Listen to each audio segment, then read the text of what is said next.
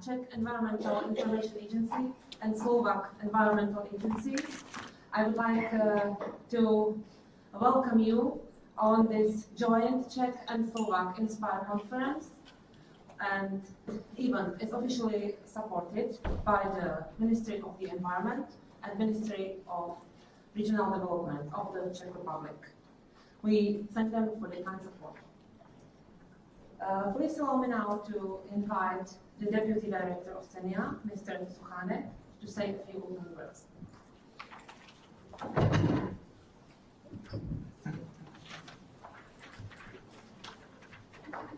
Good morning, ladies and gentlemen.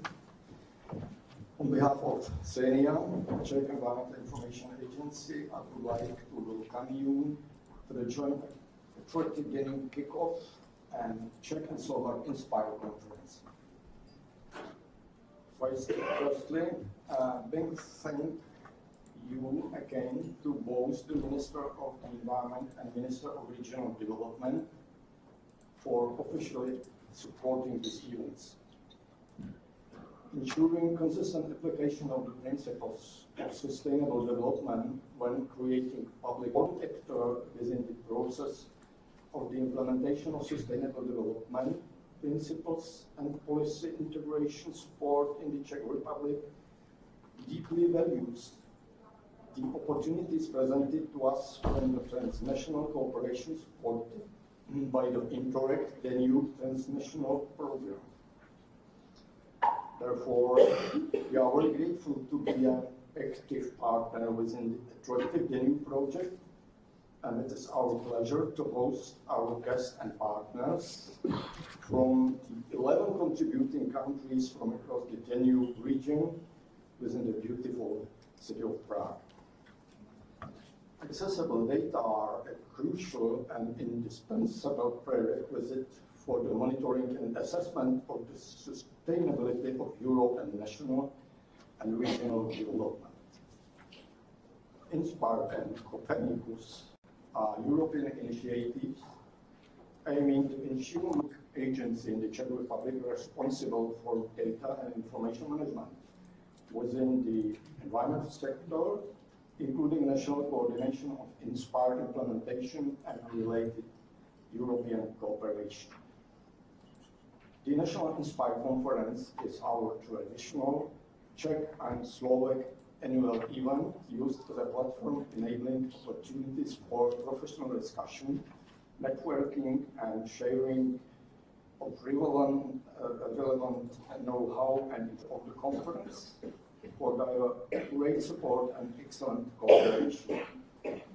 This year, the National Inspire Conference aims to expand countries. During the Attractive Danube kickoff and the Czech and Slovak Inspire Conference gives this year's event an extraordinary opportunity for becoming a milestone on the journey towards sustainability, not only for the Czech and Slovak republics, but also for the entire Danube region. We are very pleased to have you all here with us in this fantastic or grateful time at this event. Welcome back. Thank you.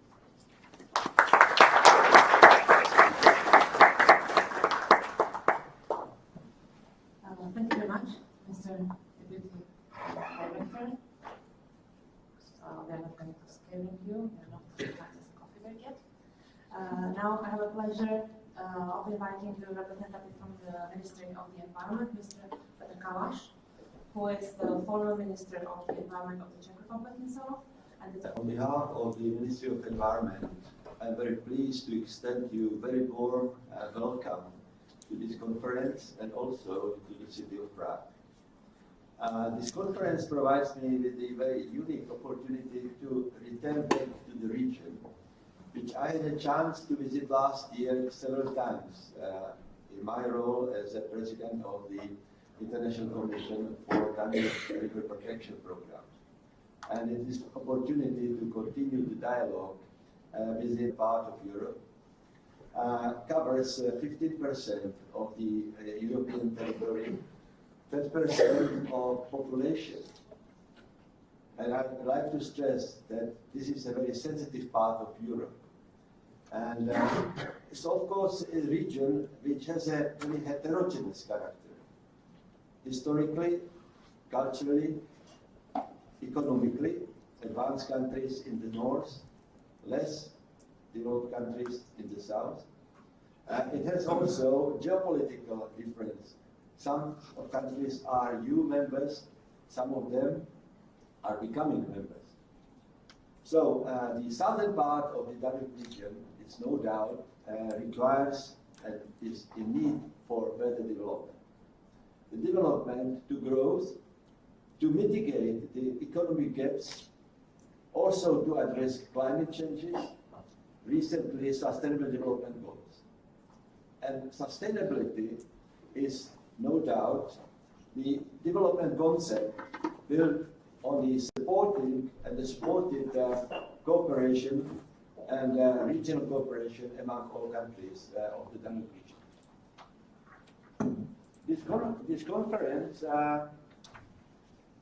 within the inspirational focus, will address, among others, also the Ministry of Environment became partner to several Czech cities which embark on the principle of smart cities and its development. We have some memorandum with some regions promoting the smart regions. And also, the ministry provides for those cities financial assistance through the state environmental program to support and other areas which would fit, promote the sustainable development in these cities, and also regional development with positive environmental impact. The smart city concept, like transportation, like waste, water cleaning, water supply, buildings. It also addresses communication and data, which will be also part of your discussion here. It improves security. And smart cities, just to summarize, is focused on energy resource efficiency, environmental improvements, and cities, important cities enhance competitiveness with improvement of quality of life of their citizens. Inspiring example for sustainable innovative approach for Danube, the transnational program, and the Attractive Danube project could serve the International Commission for Danube River Protection. I had a chance to serve during the last year. The Danube River Basin, which covers this program, is a setup of the Danube region. Danube River represents the symbolic and historical Balkan link, interconnection in the region, and as a river being a common regional asset. The ICPDR represented and represents for years an example of successful regional cooperation with shared knowledge along the region, shared experiences, based on the principle shared waters of Danube with joint responsibility for its maintenance. Strong regional program ownership is another characteristic of this program. With political involvement, ministerial declarations signed last year, national support, active involvement of experts of all countries in the preparation of strategic plans and implementation of complete measures. Developed strategy for 2015 to 2016 to 2021 is an example of this regional ownership and development in joint effort. So another very important experience I learned through the presidency was a very strong involvement of stakeholders and non-governmental community along the whole region. And this, my conclusion was that the Danube program, in this sense, became one of the world's best multicultural river basins through all these characteristics. And it's a good example also for programs which are evolving in the same region. when we took over the presidency, we declared that we would like to lead the whole program actively towards a smart, sustainable, and resilient development toward cleaner, healthier, and safer Danube River. And this is the common asset also to your program, and I think it's very closely linked to your effort. Coming from cities like the organic pollutions to the Danube, and we promoted the Smart Cities program and started dialogue with several during my visit through different. Ljubljana declared ready to cooperate with other cities along the regions in this area. Another source of pollution was agriculture, which in the past was not so supported and addressed. So we developed the partnership between European Union, FAO, Food and Agriculture Organization, put them together, and agriculture seems to be one of the responses in the future to the region, maybe also indication for your programs. Part of the pollution came from cities and also from industries. And so we tried to mobilize the role of the private sector along the rivers, along the states. We invited the World Business Council for Sustainable Development, becoming a partner of our cooperation. Addressing climate changes, of course, the Danube River, and my last visit in Serbia discovered the Danube River is not only about the flooding, about the droughts, it's about ice building. And I saw the we came with the approach of thinking globally and acting locally. We mobilized financing. We established a better cooperation not only with the European Investment Bank, which is active in your countries. We brought to the region the Green Climate Fund. I represent the Czech Republic in the board of this Green Climate Fund, which opens the opportunity also for cooperation with non-European member countries' capacity to add to the existing. And we maintain the contacts, they participate in the conferences. And I think your programs could find a partnership also with the ICPDR, with the International Committee for Public Protection of Danube River.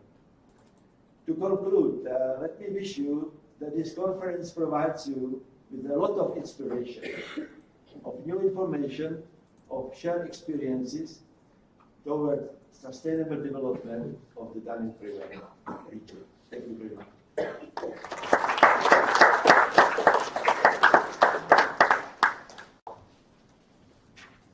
Thank you very much, Mr. Kalash. The Attractive Danube project is a consortium consisting of 19 partners coming from 11 European countries across the Danube region. The consortium is led by the Geodetic Institute of Slovenia, and now I would like to introduce Mr. Jovan Brajnik, the director of the Geodetic Institute of Slovenia, and ask him for a few opening words. Mr. Jovan. Thank you. Dear guests, respected administration representatives, all other stakeholders of the project and project. As the environment of the project goals and respected results will be quite well, I hope, represented and explained in the further program. Allow me first to shortly introduce our institution. I believe many of you hasn't met us yet. Some, of course, did. Geodetic Institute of Slovenia, GI, as our acronym is a public institution established back in 1953, so has more than 60 years of tradition. But I have to mention that present team is somehow trying not to be really traditional. I think you know what I mean. In the year of 2000, GI was officially authorized to become a part of the National Geodetic Service, so performs development and technical support to Slovenian Ministry of Environment and Spatial Planning, and so main projects are elaborated for Slovenian Surveying and Mapping Authority. But on the other side, I need to stress that important projects are elaborated practically for all other ministries too, from really diverse fields of work. Nowadays, our activities, of course, are computed. So, let's say in one word, geomatics is in our domain. So-called basic, mentioned traditional surveying skills like reference system maintenance, precise field measurements, or remote sensing and mapping are so long since grown into interdisciplinary mix of skills of both technological and sociological nature. I will jump this introduction because you can find us on the web, and anyway, I will stress that taking the leading role in present project couldn't be taken without many years of experience. But on the other side, also without very good partners, project partners, team of high professional attitude. We are proud to have the opportunity to work in such a group. These long-lasting preparations results in intensive ongoing activities like this one, and these activities are involving the project partners from Austria, Bulgaria, Bosnia and Herzegovina, Croatia, Czech Republic, of course, Germany, Hungary, Italy, Montenegro, Romania, Serbia, Slovakia, and Slovenia. This comprehensive design fills us with hope, but it's also a commitment to the wide applicability of the results of this project.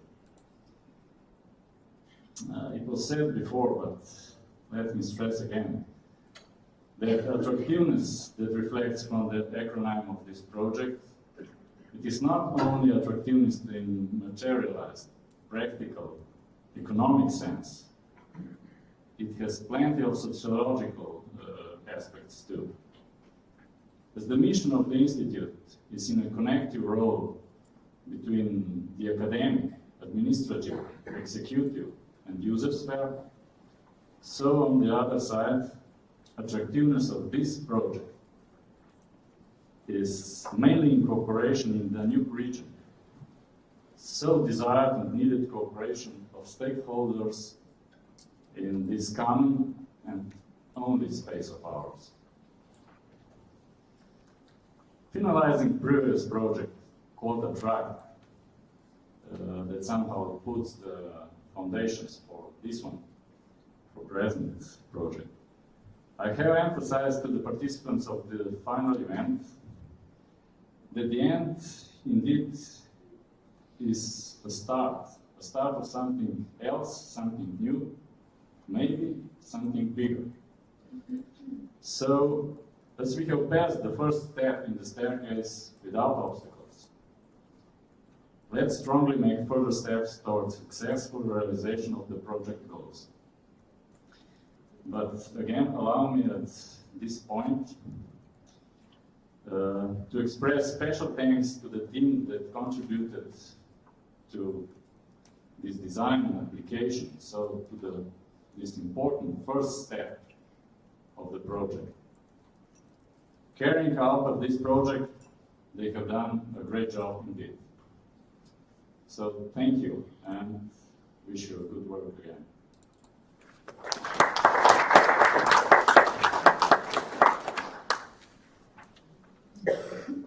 Thank you very much. Ladies and gentlemen, let me finish this opening session by thanking our commercial partners. The sponsor of the conference is the Gabriel company. We have a media partners, which are Geoinformatika SK, Geocommunity.cz, Geoinformacja, Geoinformace, Zemljoměřič. And finally, We also would like to thank the management and the staff of the parking hotel who are going to take care of our comfort during the upcoming days. So thank you very much.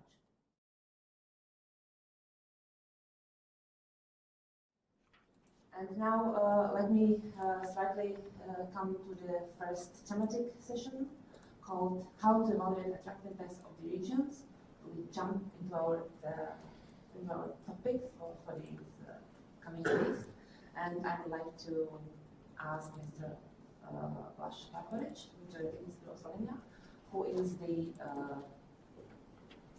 project manager of the Attractive Danube project, and he will say us a few words about the project and his contribution. Thank you.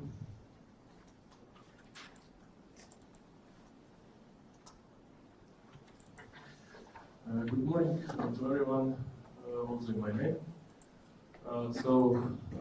Dear guests, I would like to present you some facts about Attractive Danube project.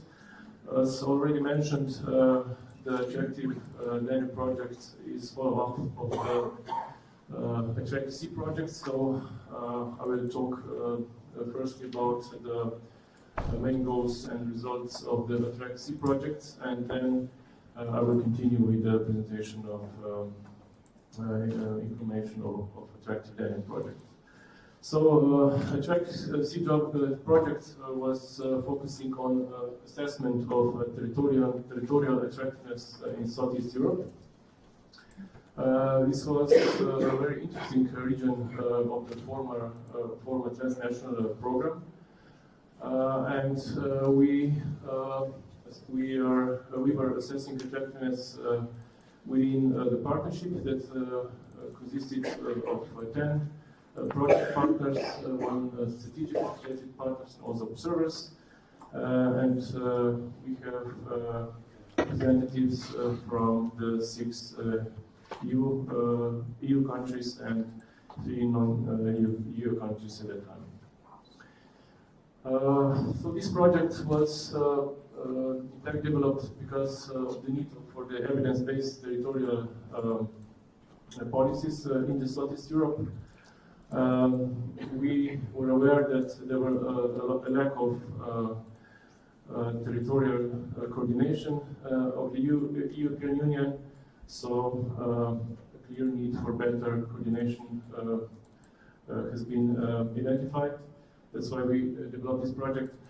And also the knowledge about the territorial development was very different, and some partners lacked this knowledge. So this was the main motivation why this project was developed. We have 2 thematic aspects within the Attractive Sea projects. First part was the creation of a territorial monitoring system, and the second part, which will be expressed very where a lot of attention will be given within the Attractive Sea project, is improvement of a policy coordination process. Within the Attractive Sea project, we defined the territorial attractiveness. This was very important because we would like to focus on the potentials within this region, so which are the most attractive potentials regarding the territorial development, regional development, and we define it as a capacity of certain territory to attract target groups. With the target groups, we mean on tourists, residents, migrants, and also very important issue of investments. When we define the attractiveness, we use the 2 definitions, and these are the territorial capital and assets. So these are in fact some terms that describe more in detail attractiveness of the regions. A very important issue regarding the attractiveness is that all these potentials have to be driven by relevant policies and, of course, their goals. So, based on the attractiveness, defined attractiveness and defined potentials of the region, we started with the definition of attractiveness indicators. The indicators serve us as a basis for the evidence, so for the implementation of the evidence-based approach that we would like to use for the answering of the development issues within the Southeast European region, and we defined 29 common territorial attractiveness indicators for the whole region. Within the attractiveness, we came to the common agreement that based on the attractiveness capitals, or we could also use the term potentials, that are responsible for the territorial development and regional development. So 29 indicators were defined to assess the attractiveness of the region. And why we define these indicators? We use the indicators as a part of the establishment of the territorial monitoring framework, where also other aspects were included, not just a database approach, but also technological approach, legislative approach, and also reporting. So we also focused on the territorial attractiveness reports that describes the potentials of the regions.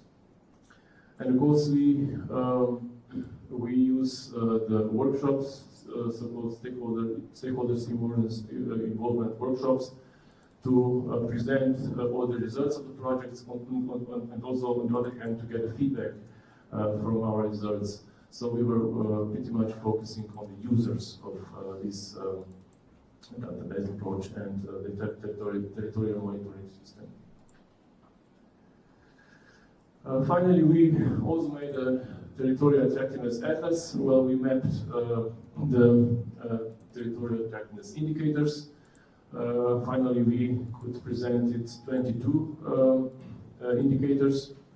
On the maps, you see that these indicators were presented on the national level, so only common territorial attractiveness indicators were presented. Here are some examples of such indicators that are focusing on environmental issues, economic issues, demographic issues, and so on. We also defined, some countries also defined more detailed national indicators. Here are just some examples of the detailed national attractiveness indicators for Slovenia, where we used also several data series to present the trends of each indicators, and also present the data on more detailed special units.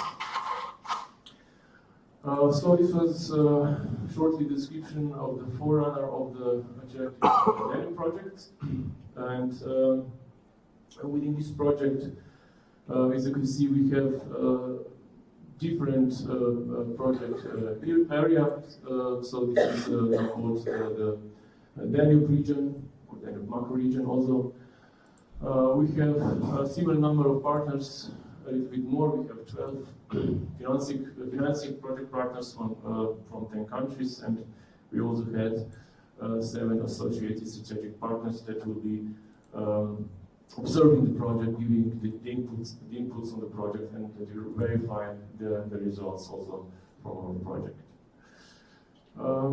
So within this project, we would like to, in fact, make this macro region more friendly to people's living. So we would like to focus on the better quality of living in this place. And here are some facts that I exposed. So we will again puts a lot of attention on the attractiveness of the Danube region that is somehow similar to previous sub-distribution, but has of course, very important specifics. We will put a lot of attention to enhance better governance of the region. We will focusing on multi-sectoral transnational governance by presenting a very clearly defined evidence-based approach based on the attractiveness indicators again. And we will not focusing only on the territorial attractiveness, but also on the regional development as well. So we will somehow widen our attractiveness concept to more wider, also more widely defined attractiveness indicators.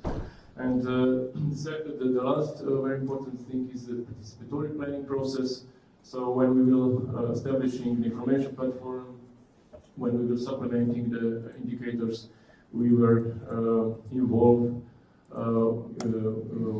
in this process different levels of public institutions, NGOs, and so on. I will describe it later on. So we would like to create some impact. Impact concerning the evidence-based approach based on the supplemented attractiveness indicators, and we also prepared a strategy how to create this impact using also new tools such as social media, which is a very important issue regarding the sharing the influence or impact of the attractiveness. If we just visualize our project, we could say that we have 1/3 of the projects focusing on the database approach, so attractiveness on the information platforms, which would present the indicators that are the key indicators for the territorial development and regional development also. And the other part is, as I already mentioned, the sharing the influence about this approach. So this participatory planning process, capacity building process, and also policy integration activities are the major part of this project. Here just shortly listed the main target groups. So the public institutions responsible for, let's say, quality of living. Then different regional, national, local organizations from the government, civil society, from private sector also, then international organizations, investors, and also NGOs, which are also very important organizations that have influence on the government decisions. So why we were motivated for the new project? We would like somehow to capitalize all the attractive results, and within the attractive projects we define the concepts of the territorial monitoring, and now within this project we would like to establish an information platform. So we would like we would like to use the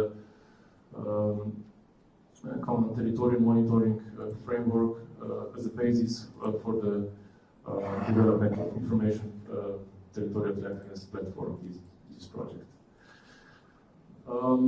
So we will develop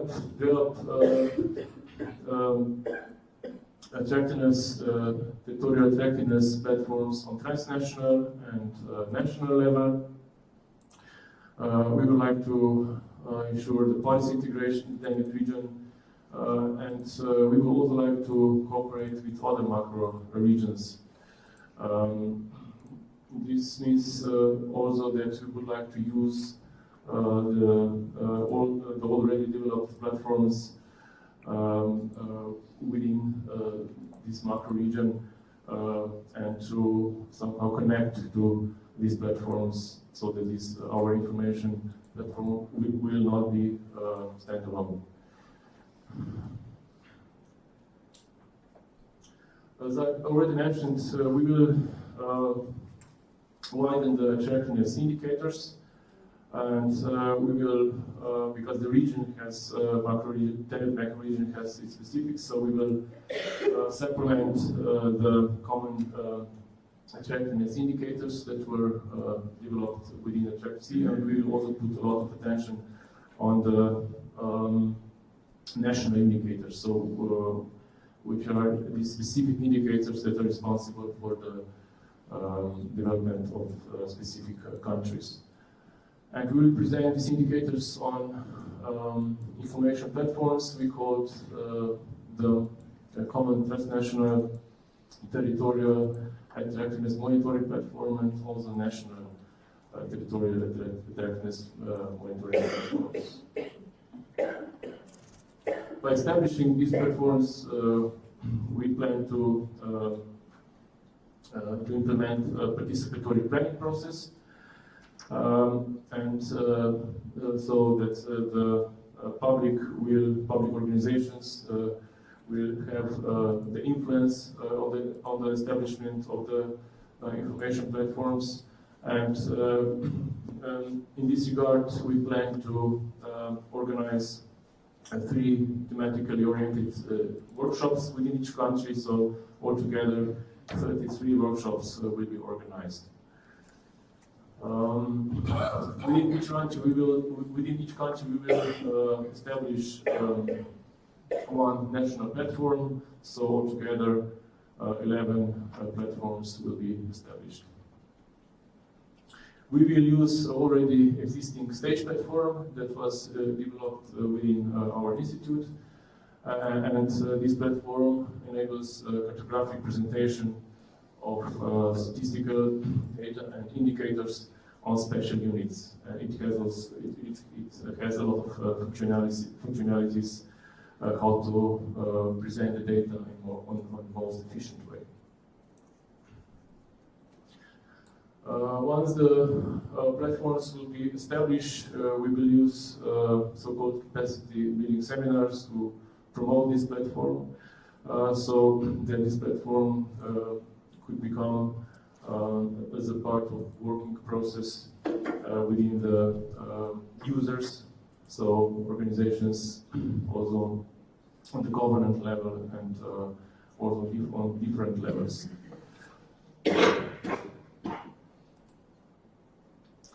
And finally, we would like to influence on policies within each countries, and also on the transnational level, so that this our evidence-based approach that will be informatized within this project. So these platforms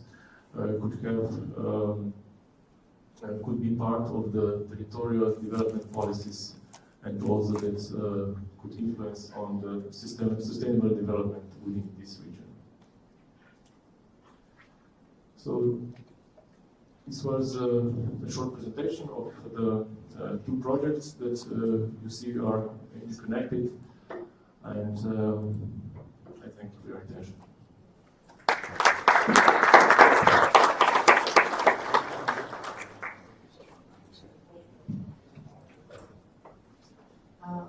Thank you very much. We have time for one very short question or short comments.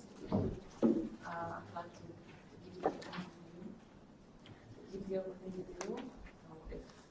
If Blanche and other members of the project will be here with us for the whole if you can come up later, then you can use the coffee break to discuss with the colleagues.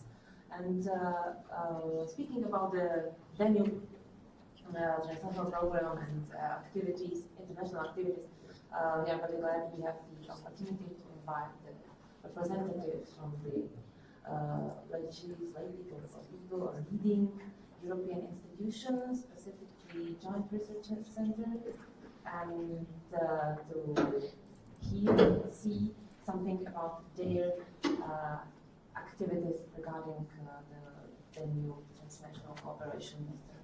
Robert Tomas.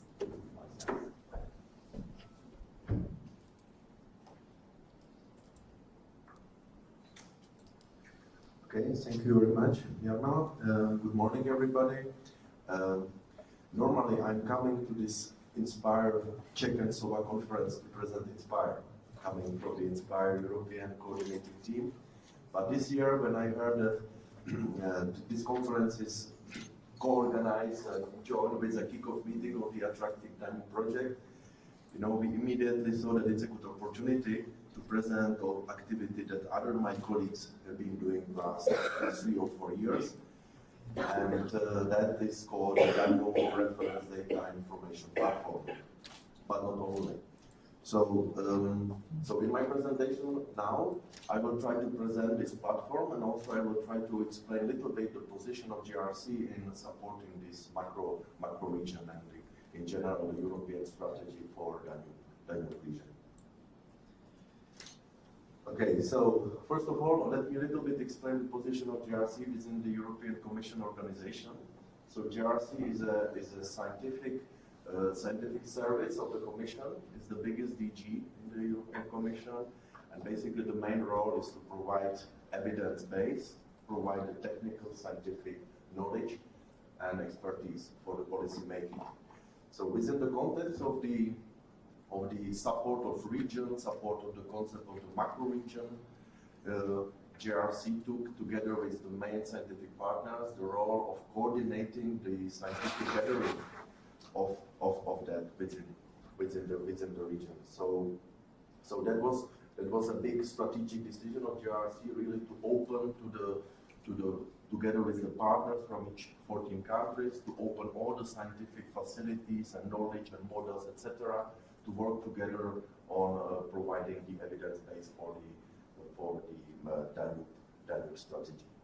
Of course, why is that? Why the concept of macro region? I think I don't have to repeat, because you know the distinguished guest, Mr. Kalash, and others already mentioned the policy objectives of supporting the regions. So it's clear that the ultimate goal is to boost the economy, sustainable economy, the smart economy, and eventually create jobs and sustainability of the region in the kind of sustainable development framework. Okay, so what exactly and how the scientific support was organized? So in 2013, the GRC launched the support of 4 thematic clusters and 3 underlying horizontal activities. So here is a list of the clusters that were supported. So the clusters related to water, land and soil, air quality, bioenergy, and these 4, let's say, domains were then underpinned by the horizontal activities dealing with the innovation, smart specialization, and last is the Danube reference data and service infrastructure. All these programs or domains were led by GRC, but collaboration aspect was very important from the beginning. So we signed an agreement with the major research body in each of the countries, so with academia, and together with those scientists, we work on the projects that were linked to those domains. And of course, those domains are linked to the priority areas defined by the European strategy for the Danube region. So this is roughly the concept and the structure of the support. Now I would like to present the platform, because that's the main purpose of this speech, and I will use the video if it works, because that describes the content. I hope it works.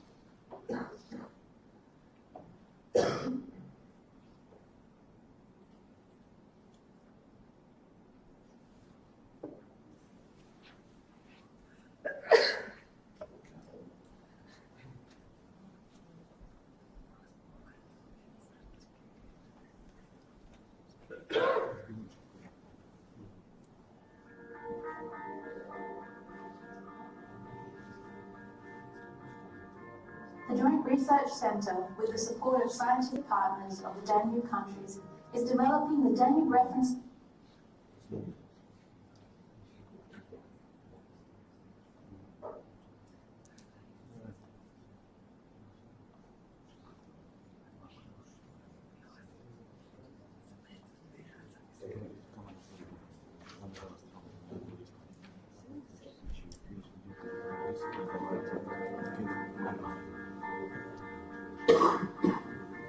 The Joint Research Centre, with the support of scientific partners of the Danube countries, is developing the Danube Reference Data and Services Infrastructure, the DRDSI, a project that is facilitating access to data across the Danube region through our data platform. The platform aims are to extend and inspire principles of spatial data sharing and the opportunities of open data to support the Danube strategy while promoting collaborations beyond the European Union and neighbouring Danube countries. Users of the platform can search, visualize, and reuse thousands of datasets made available by the European Commission, participating Danube countries, projects, and international organisations. The platform also offers innovative ways of sharing research output and data analysis by publishing user stories that collect and package content to show how input data led to new projects of research and policy making in the region. The DRDSI presence is strong in the Danube region throughout our expert network, the DanubeNet. Its members are drawn from academia, government and the private sector, providing a mix of expertise to identify existing data sources in the region and possible gaps and barriers to accessing and creating comparable data covering many of the Danube strategy's priority areas. As well as national events, the DRDSI project is organising a range of workshops and conferences across the Danube region to aid training, information sharing and further collaboration among the Danube countries in their data sharing activities. To support the growing community of users, our website provides a comprehensive guide to the evolution of the project, our partners, platform resources and ways to connect to stakeholders through our social media channels. Users can join our Danube community on Yammer and LinkedIn to engage in open discussions, share information and promote collaborations. So, join us in the Danube. Take the opportunity to share your data and ideas, create new projects and expand your network to build stronger relationships working towards a common goal for the region.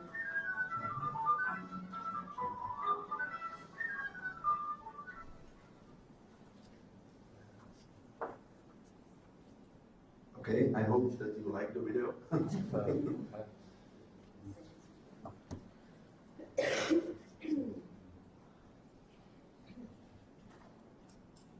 Okay, so what needs to be said? So let me summarize that the platform is a huge source of information. It's a metadata catalog. It's a search engine that searches not only the data set but also the projects, also the user stories. It is totally based on the openness and transparency. So the open software, the CCAN is used. The data are shared in an inspired way, so it's a distributed system, so the data stays within the owners. They are shared through the services that are registered at the catalog. So all this, so it's a massive inspired test implementation.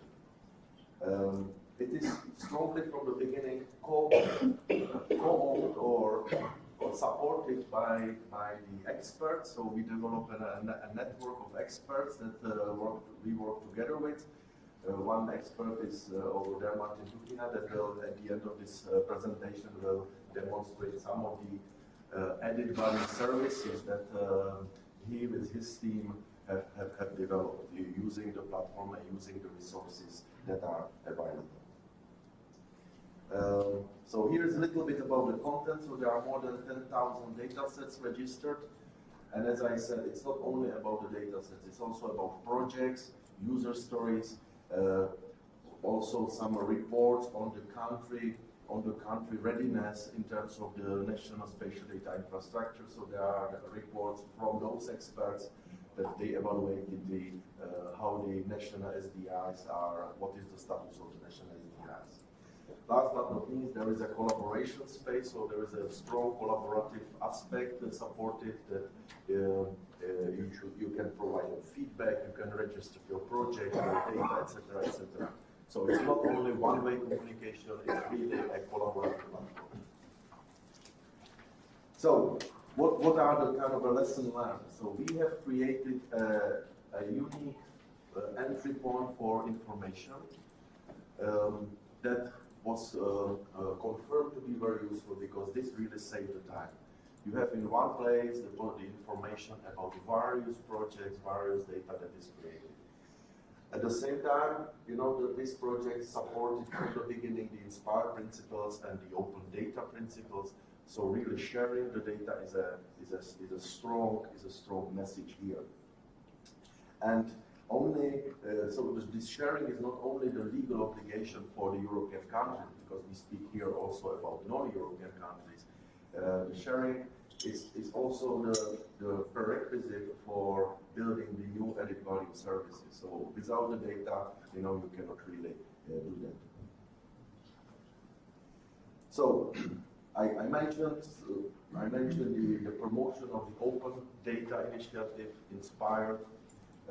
Also, it was mentioned by the project manager of the attractiveness, the monitoring territorial system. So the Danube platform was mentioned in the latest communication of the European Commission, pointing that this platform should be used for that. Okay, the very important aspect is communication and capacity building, basically supporting those that are maybe not so well advanced in terms of the data processing and data provisions and data management, and for those that are more advanced, showing the benefits, showing the added value services that can be developed. So strategic recommendations at the end. So data is crucial, as it was mentioned throughout the presentation before me. So you know, in order to do a good indicators work, good statistic, you need a really strong evidence base, and this is really supporting the evidence base here. It is important at all levels. It is for all stakeholders, so not only one community, but all categories. So not only the public sector, also for the private communities, for the academia, etc. So now I would like to stop talking about this, and I would like to invite Martin Dubnia, my former colleague, by the way, who would like to present the concrete applications that were developed on top of this platform. Okay. Thanks a lot, Robert. Good morning, everybody. And before I will move this, let's say, overall high-level description of the initiative and the platform into some concrete examples of, like you can see here on the slide, of the cases where we were trying to investigate how such an effort of investment of human and the financial resources can actually impact the region. But what I'd like to highlight is I'm coming from the other side, and I was very happy that there was the possibility to establish this sort of network of experts across the countries, because being able to have such an environment to communicate with experts from different countries, actually it allows us to identify certain issues which we were aware already before, but one could expect that there can be also regional differences if we go from the west to the east. But I have to say from my personal experience that we often learn also some positive surprises, that we learn a lot of positive experience also from the countries where we didn't expect that there will be such a strong impact. So going to some examples, I picked up some of them because we have limited time. Here it's a case coming from Serbia, where the colleagues were trying to establish some essential technological components to actually collect and provide the metadata from the country, and actually to allow that this metadata will be able to be integrated to the international and European applications, like for example INSPIRE EU GeoPortal.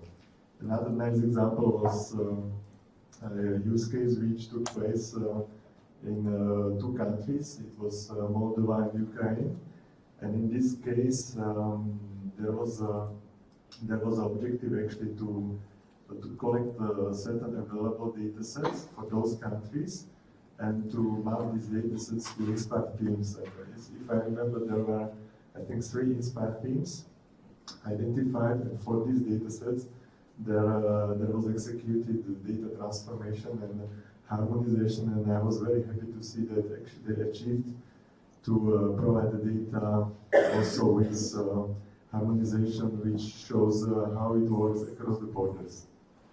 And this is something, actually this is the exercise which is documented also from the technological point of view, where you can see what kind of tools were used, what kind of approaches.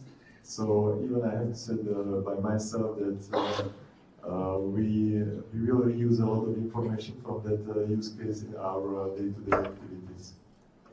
Another example was a use case where there was an objective to evaluate the potential impact of environmental hazards toward the existing cultural heritage sites across the Danube region. And through this visualization app, you can see actually how certain relationships can significantly influence to the various valuable places within the region.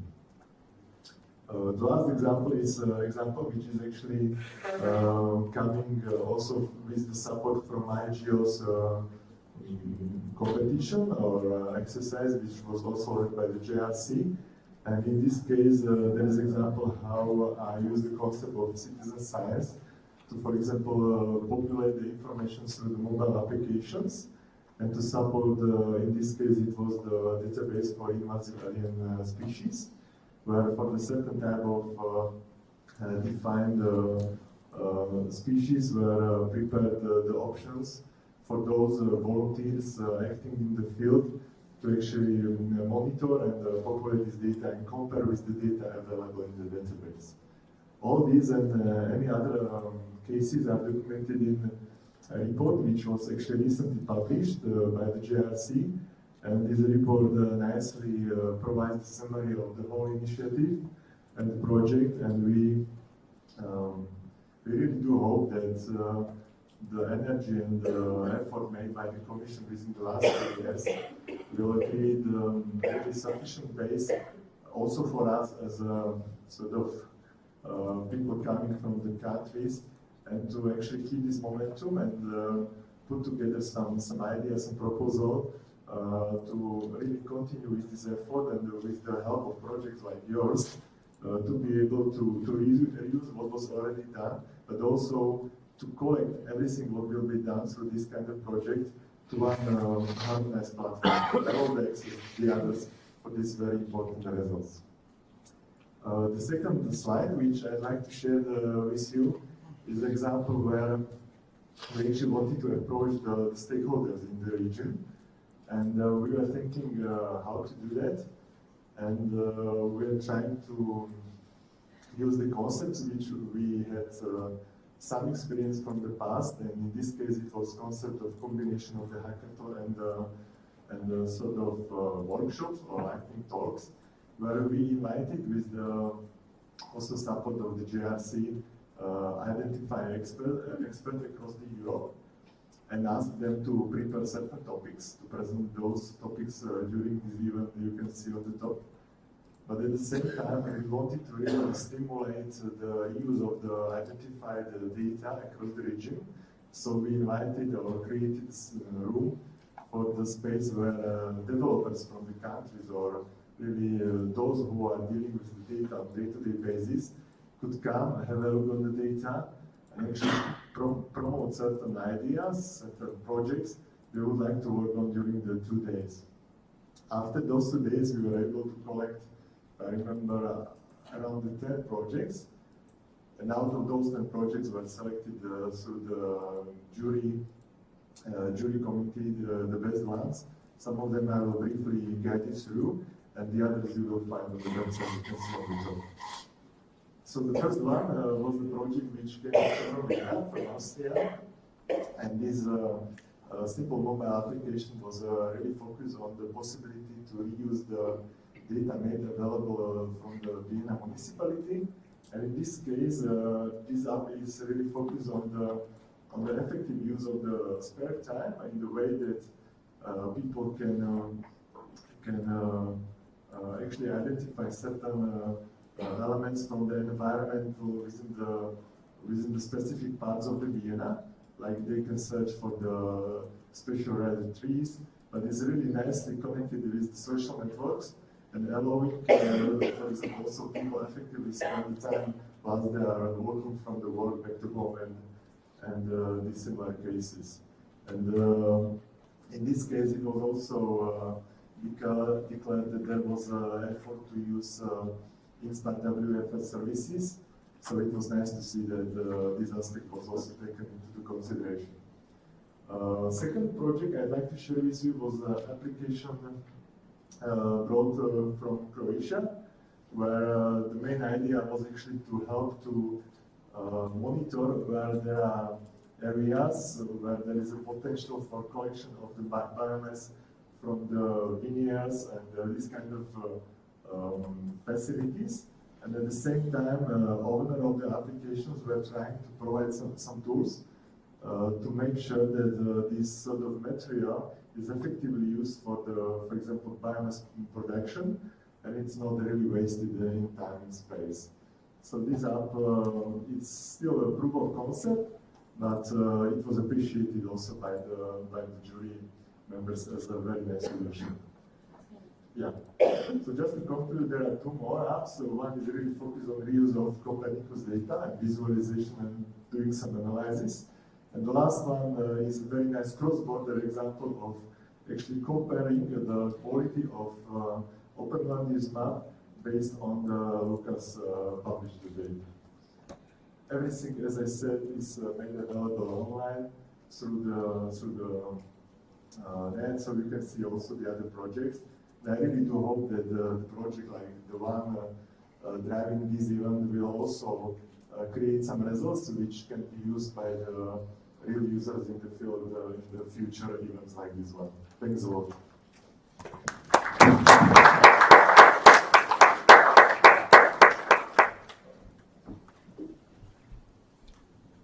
I would like to just conclude and maybe say a message to the project consortium, the Attractive Danube project. I think we presented the platform that the Commission coordinated, put investment in together with the partners. I think it is there to be used. So there are many ways how this project can interact with this platform, from the light way that you just register your results, to be found by others and to be used by others, but also there are other ways. As I mentioned, the whole platform is open source, is based on open source software, so this is the technological collaboration can be made.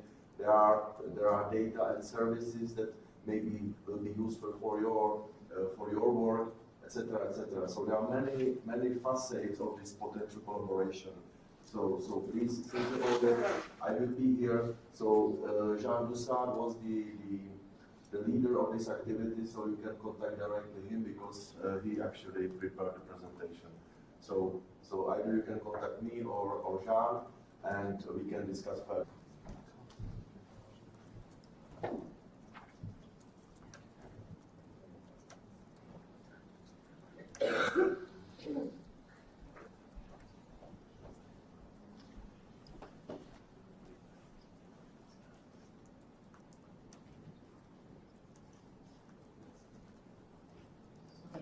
And finally, having the strategic partners coming from the ministries and other state administration organizations, I'd like to grab this opportunity and to give the floor to the representative of this state administration from one of the project partner countries.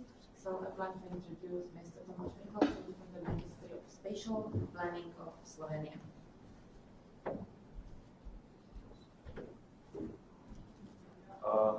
And in beginning, I just like to tell you two things about what I'm doing there.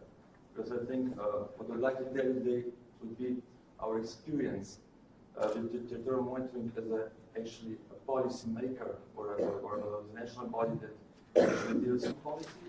There's a policy that we had actually successfully finished now 2 years ago. The new program was adopted and now it's in the phase of the implementation. And the second policy that I'm also involved in, and we are developing it right at the moment, is the new spatial planning strategy of Slovenia. Also, we are developing a new, let's say, national spatial policy. My other, let's say, field of work is spatial territorial monitoring, where I'm actually somehow in charge or I'm responsible for preparation of the different fields that some of get. I have prepared my presentation in 4 parts. I think I'll just tell you a few words about the role of territorial monitoring in our point of view. What are the goals that we have set for this territorial monitoring, and then I'd like to give you some information or some insights of what we have done so far. And in the end, I would like just to give you some ideas what actually would like to do, what we'd like to do in the future. Okay, so why it's important to have the role and the goals of the territorial monitoring framework in our minds all the time. Usually, territorial monitoring is considered as a gathering a list of different indicators, making some sort of analysis, making some sort of territorial information, making some sort of territorial facts that you can then actually use in the policy making or in the policy monitoring. But this approach has one very huge trap. Basically, there are very few indicators that you say are spatial or territorial as such. Mostly we are using the social use, environmental use, economical indicators, and there are so many. So if we then lose a focus of what actually we'd like to do with this information that we get out of analytic indicators, basically we are just collecting data and this result is very, very bad. Okay, but the role of the monitoring actually can be explained with this policy cycle. It's nothing very, very new, it's nothing very innovative. But actually, I guess that all of you met somewhere or aware this policy cycle. The policy cycle actually is a cycle of the development, implementation, and monitoring of the different policies. Well, I work in the field of public policy, so this is something that I have to do every day. So in the beginning, you formulate your policy, then you adopt it, you have some very nice, beautiful paper that's called the national policy or strategy or whatsoever. And then, of course, you enter the phase of implementation. And then, well, write the book, you should do some kind of a monitoring. Usually, it's not always so. Sometimes you just want to skip it and just develop a new strategy that's even nicer, it's fancier, and then you repeat this process again.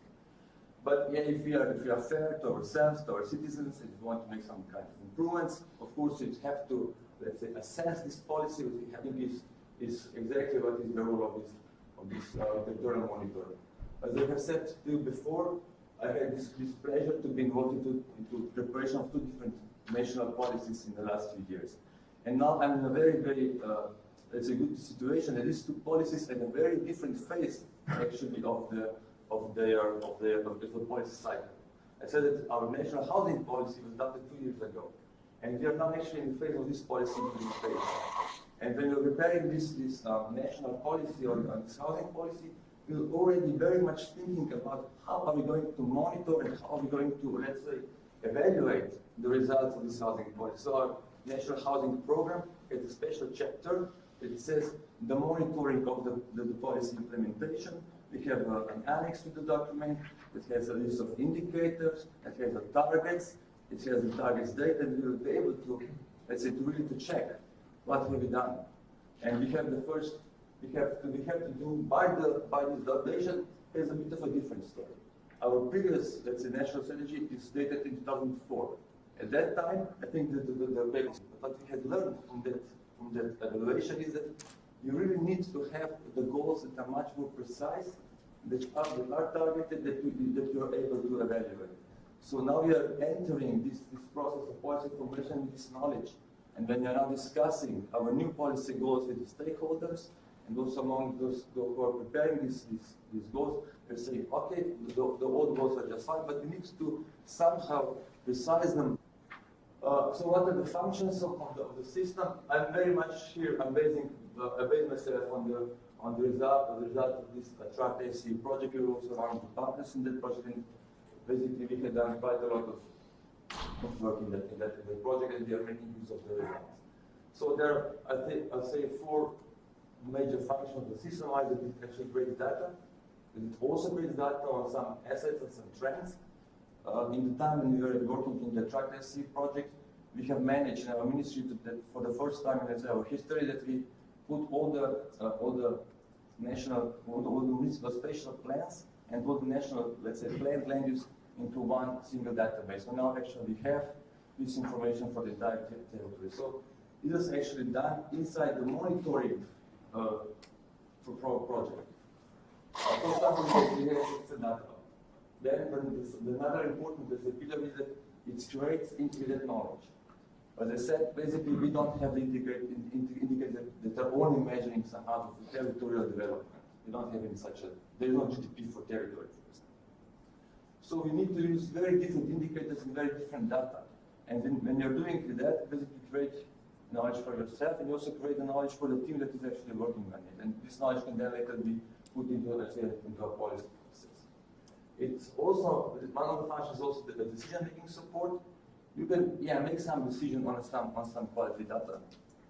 And the last but not least, it's really a very, very good tool for supporting dialogue and cooperation among public policies. I'll say a few more words about the latest one. So the territorial monitoring is much more than just presenting, collecting, and interpreting information and geography that it's usually referred to.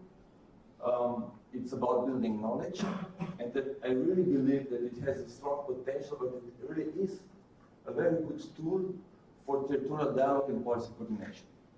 Now I go to my experience in this national spatial planning policy that we are designing now. We took somehow to a very untraditional approach how to do it. In 2002, when the previous policy was done, the government simply took an act. It says how the new policy has to be prepared. And there were just few points they had to follow, and at the end of the process, we got to set it. But now we said, okay, of course, we have to make some kind of a formal program, how to adopt this, it's a governmental or national document. But we said before that, we need to have some kind of a territorial dialogue with all the stakeholders. It's kind of informal dialogue that will really be able to get, let's say, a common goal, the only sectoral goal. And in this process that we are now doing for 2 years, it's too long, to bring in, let's say, some information about territorial trends or state of the territory and so on, just for kind of a teaser for the debate.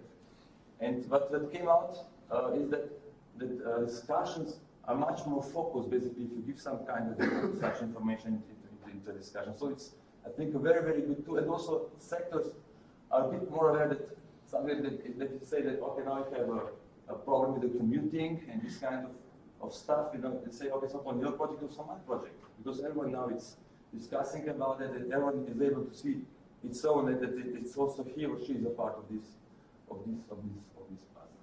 So yeah, I think it's really very important tool for dialogue. Okay, what are the goals? These 5 goals were also designed in this attractive project.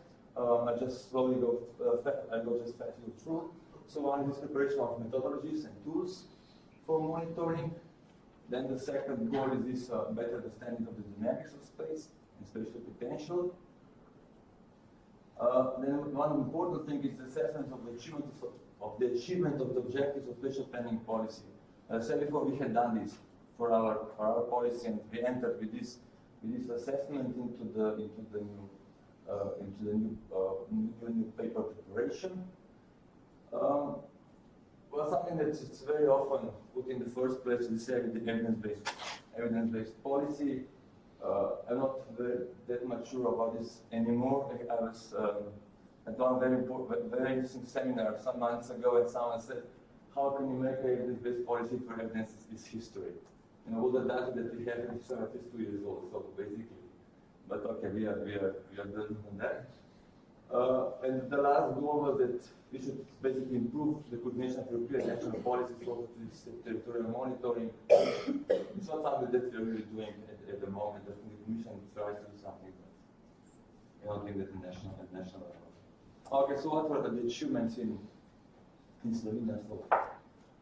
Well, territorial monitoring in Slovenia is not something that will stand alone as such, but it's actually a part of something bigger, something that we call e-prostor, or if you say that English, it's spatial. it's something that it has to do a lot also with the informatization of the processes inside the public administration. This is one for Slovenian colleagues. This is something very, very old now, but this slide somehow shows what everything has to be done actually on a national level, basically to informatize the process of the e-planning, of planning and issuing building permits, this kind of stuff, and also what actually has to be done on national level to have a very good, let's say, real estate data. What you see horizontally actually are, I would say that information are data. Some are real estate, such as cadastral buildings, and so on. But those four on the top are actually the part of spatial information systems. So it's a data on the planned land use, the spatial plans, data on some administrative acts on the existing land use, and some public rights and restrictions. Actually, based on this data, we had the colleagues had decided we need to have somehow four different pillars, or some four different services that would be either for citizens or either for the administration who's actually dealing with this, let's say, territorial or spatial data. There are four of them. One is the spatial portal or the geo portal. I also somehow want to this is a kind of a web application where you can actually see the data. Then another pillar is e-building. This means that in some time, basically, you'll be able to get a building permit paperless. Then it's e-planning. It's the same thing. That means that also we have a process that's going to be completely paperless, and the e-plans are going to be prepared, in some kind of modern way. And the fourth pillar is the territorial monitoring system. Well, the first and the fourth, I think, are very much developed by now. The middle two are still there to be done, I think, until 2020. This is not the date until when we have to do it. Okay, so the fourth pillar, this geoportal, we don't have the data on land use on national level at the moment. There were some appeals going on, we don't have the data. It should also be a working platform for national administration, and it's also kind of a web viewer. But unfortunately, I cannot show this online. It works. You have to believe me that it works, but at the moment it only works inside our government due to some political reasons. This first slide just shows how it looks like when you go into it. It's Slovenian language at the moment, but it actually really allows people to get some information on the territory. One important part of it, actually, this layer of Slovenia just shows the variety of types of spatial planning acts that we have in our national constellation. Yeah. But if you zoom into this viewer, actually you can just zoom in for every municipality, for every settlement, and basically online you get on one spot all the information about the spatial plans, about the land use, about different restrictions that are linked into that. Another important part of this is information for which the building permit, for example, was issued in the last year or so. And by clicking on every of this square, you get some information about what type of building permit is, what's going to be built, and so on. This is going to be, or it already is, a very good working tool for our colleagues who are working in administrative units. It's going to be a working tool for the, let's say, for the inspectors, and so on. Then another part of it are also data on legal regimes. So, for example, flood-prone areas or cultural heritage, some other natural heritage, some other land use restrictions. And you can see in this case of this one small city north of Ljubljana, all these polygons that are either green or blue or purple whatsoever, they have some kind of restriction, some kind of planning restriction behind. Okay, and another thing is this spatial development, territorial development monitoring system. We also have developed a kind of a basic at the moment web viewer. It also allows data download. And we also have done some territorial analysis and reports in the past few years. This thing also works online, but it also works for the moment only inside our governmental servers. well, this web viewer is designed the way that basically you can first of all you can see different indicators, the benefits of demographic development, economic development, land use, mostly planned land use, the field of construction, housing, and you also have a special, let's say, sub menu that it's about the reporting, when you can get some or download some of the reports that you have done in the last few years. Here you see the example of the indicators that are in the field of demographic development.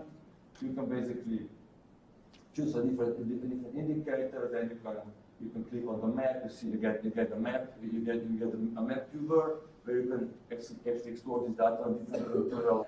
Another one. I have to hurry. Okay. I'll just take a 2 minutes to as I said before, this national housing program, the national housing policy, operators with a very close cooperation with the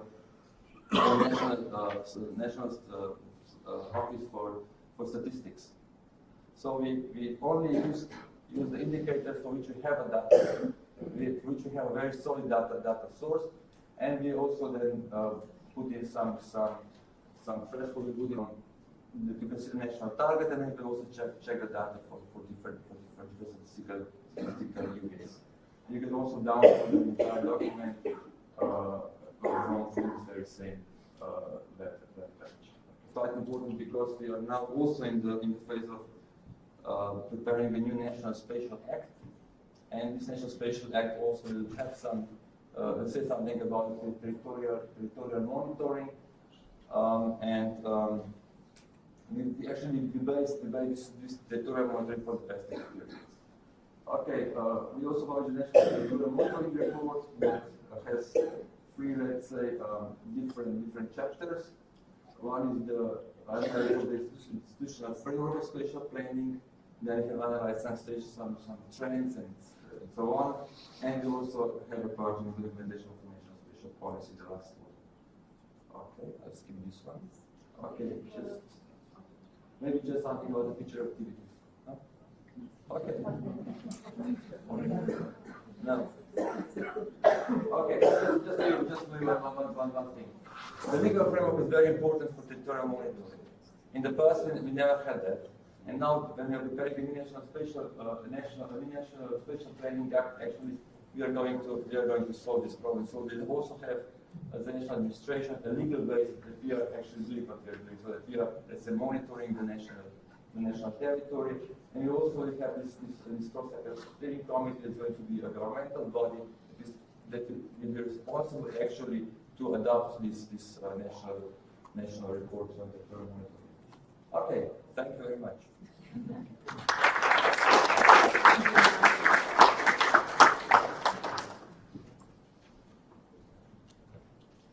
Okay, ladies and gentlemen, we finalized the program of the first schematic session. Now the coffee break is prepared for you, so please enjoy. Thank you very much for the speakers. Thank you very much for your attention and for your time, and see you at 12 o'clock.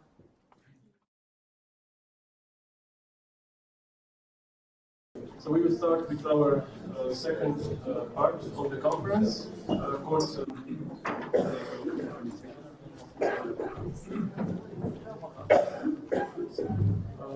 our first presenter will be Jerzy Sztilki. He's a head of Department for Spatial Data Open Institution. Mr. Sztilki, please for instance. Thank you very much. We hope, as the hosting city, that we will have a nice time here, and we will have a chance to visit not only this building, but also some culture, heritage places, and interesting tourist destination Prague is famous for. So enjoy your stay in Prague. Prague is one of the 14 regions of the Czech Republic. It is a capital city and has slightly more than 1 million inhabitants. It has 500 square kilometers, and it is divided to 57 districts which self-government which is quite important things to know when you are doing planning in that capital. I'd like to talk today about data and information for spatial planning and position of Institute for Planning and Development within this framework. We've got a long-term cooperation with national institutes, national providers.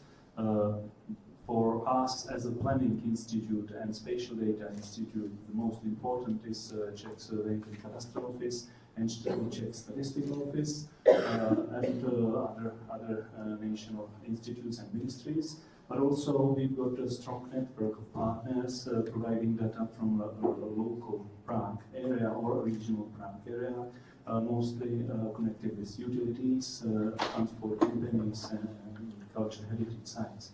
Within the core, we've got the 57 city boroughs providing its own data, and Prague City Hall, which is the red square, Institute for Planning and Development, and last year newly appeared Institute of Opera for ICT, and we create a triangle data and information triangle for Prague. Each institute has its own well-defined role. Town hall sets the conception of data management and gets information about municipal registers and agenda information systems like workflow for daily clerical work. Our institute takes care of spatial data and planning data, and also is responsible for fulfilling the INSPIRE requirements, which are luckily are not many in our level. IPR, or Prague Institute of Planning and Development, takes care of strategic and spatial planning in Prague. It's the major dedication, and within this within this task, we have to cover topics as transport. Our section, which I have honor to be head of, is responsible for spatial data for the whole Prague, and Prague-based spatial data also for city parts of Prague. Taking care about our spatial information section, what we do is development of GIS infrastructure, data provision and management, data distribution, open data management, as was already said. Take care of INSPIRE data services, which is mostly about metadata services and few viewing services. And the most important part is knowledge support. So we not only do the, let's say, software and hardware and data management, but also we are responsible for data analyzing, for data transfer to information, and for delivering the information to the addressed receivers like general public, experts, political representation, decision makers, and also the general public. I've been working with IPR for 20 years, and during this long term, we went through a circle, I would say. At the beginning, we didn't have lots of data, so decision making was based mostly on feelings, and feelings of experts in better case, and feelings of, let's say, common decision makers and public in the common case. And based on that, decision was taken. We wanted to change this situation, this process. The facts should be covered, monitored, converted to data, then converted to comprehensive information, and decision should be taken on reliable information. So we concentrated mostly on data. The current situation is like that. We've got lots of data, but I think that when we were concentrating on data and services and what is inside, we lost the track of what is the value of data, how we can derive the information from the data. So very oftenly the information and make decision. And decision is again place where this thing or phenomenon is visible. Also because public is very active in this field, and public normally do not have information from the detailed data, but they have strong feelings. So we are back in this circle, but currently we would like more focus on transfer from data to information, how to transfer the knowledge, how to which tools and which data are important. And I liked what the previous speaker was saying about monitoring system, extracting the valuable data to monitoring information, and then to find the tools how to discuss it with public and the decision makers, because that's the key, and that's the way how we can proceed. Back to data. What we need not all data. We need only quality data, which are credible, which are validable, representative, and again, in planning and long-term decision making, we need to have data time series. We want to track changes within the time. So we need to have stable data and with stable methodology. And methodology which is valid through wider area, which means not only in one city, one region, but also 2 cities, more cities, and better in the whole country, or even better in the whole Europe. And that's why we support activities like Inspire. Quality information has the similar parameters. It must be correct, relevant, and moreover, they must be easy to understand. So not only the content of information is important, but also the form how the information is transferred to the user. So based on the data set, we are working. The core of our work is dedicated to working with spatial data. We are using the national repositories like cadastre data, which is this, or this is also export from cadastre types of land plots. And because this is not sufficient for our major spatial data project, one of our major spatial data project is improving the basic data sets like technical map of Prague, which is currently in the process of update, and would like to set up the standard data catalog with other regions to be able to create one language map for the whole country in the future. Part of each municipality. We also provide something like land use map, detailed land use map with information about each building and each plot of land, which is based on terrain surveys and cooperation with city boroughs and planners.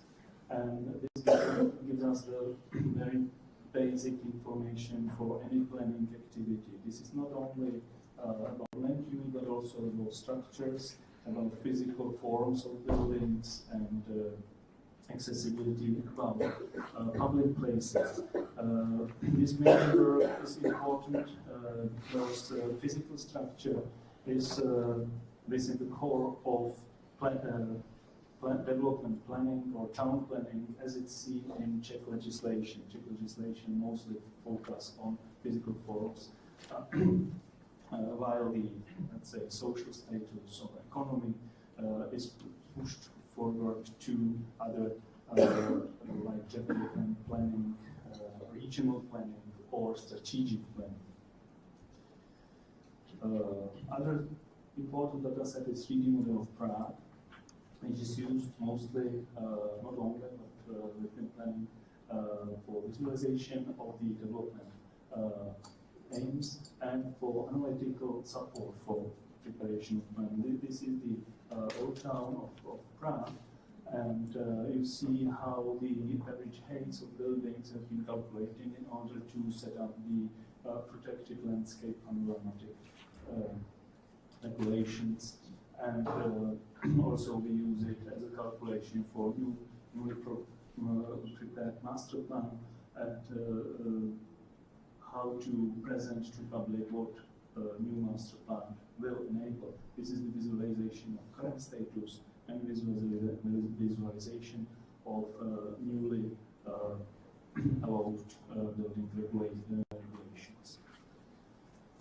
The end of our activities is a new master plan, one of ends, but this is most visible and most required by politicians.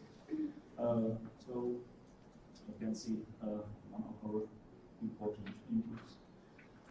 We also work with data availability, and as I said, because of planning in the Czech Republic is mostly focused on physical structure and physical forms, that led to situation that we've got loads of data about build structures, volumes, land uses, but also data about nature, environment, and ecosystem. But we have much less data about mobility, about energy and material flows, and even less data about economy, population, and soft aspects of area. But these soft aspects are quite critical for decision making, mostly the population, society, economy. So that's why we are struggling to extend our data coverage and also extend our search sources and platforms and activities for getting the information not only from city-wide, local and regional levels, but also from national and European levels in case of being able to coordinate our activities and benchmark our activities. That's why we support activities like big data projects. This is the example of a pilot project done with mobile operator O2 in Prague for delivering data about daily distribution of population during the hours of the day in Prague and region. Also, that's why we search for information about economy of space, about how planning tools can improve or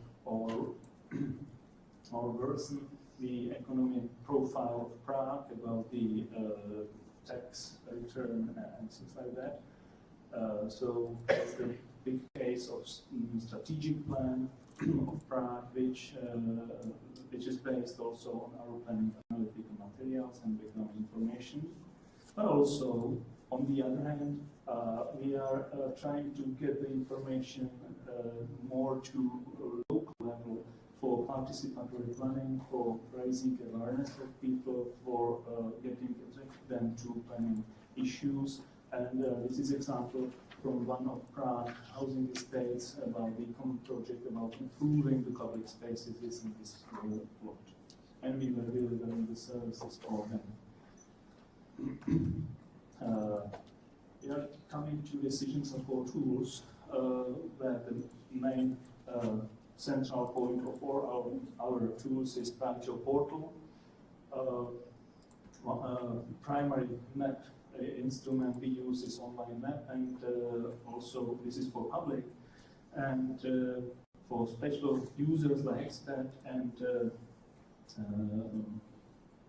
for planners, we've got a special map apps. So some few examples. Job portal is the hub application. This year we'd like to make a big facelift of that, which you can use as the main main source for all of I'm talking about today. But online as the single point application for many topics, and example of specialized applications, for example, about the land use, detailed land use map from plant analytical materials. But also, we do not only apps for professional, but also apps for the general public, and the aim is to raise the awareness about spatial information, about planning, about existence of IP and these activities. So through maps, map is quite good medium how to get these people to our game. So on the contrary, digital technical map presentation for experts, and on the contrary, application which is called Two Pragues for just very easy comparison between old and new plan orthophoto. By the way, this is the place where we are, and some 160 years ago, just under in this place, the river Botić was located stream. So in this place as a history, and at the end is not only the application but also decision support tools like some workflow promotional things. This is the new application for the visualization of current valid master plan. But what we'd like to, what we are getting to is to have not only the application with many features and expert can get into it, but we want to have a one-click easy application that no one, not only the expert, but also the general public can click on the place what he is interested in and get a report like that. This is the ready thing it exists for the new master plan, which is now in process of preparation, and have all the information from all layers about what you can or cannot do at the spot. So we call it a report. We got the experience from our current GeoReport project, which is based on this method. While the GeoReport is not legally binding, we would like to get to a place that information will be complete and binding. So, if you heard the word like e-plan or plan as information system or development plan as e-government system, that's why that seems we are heading toward. So thank you very much and enjoy that conference.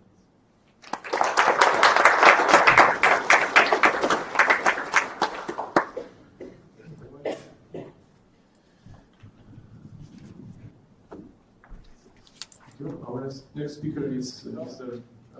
Rainer Haseberger from the city of Vienna.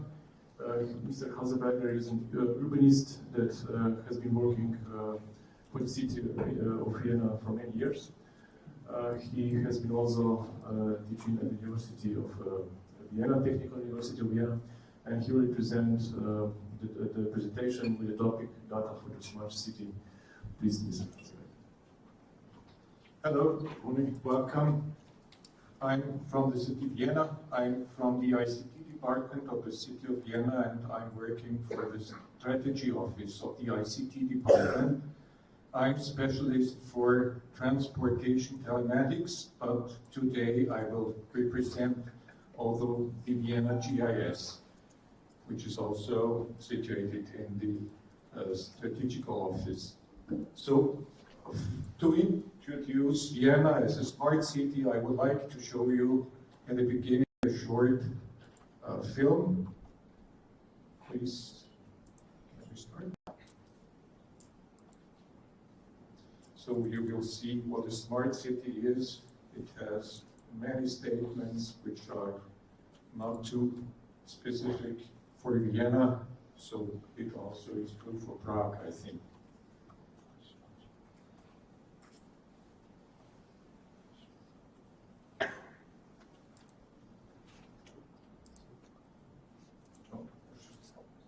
Yes. Well, we are missing the sound.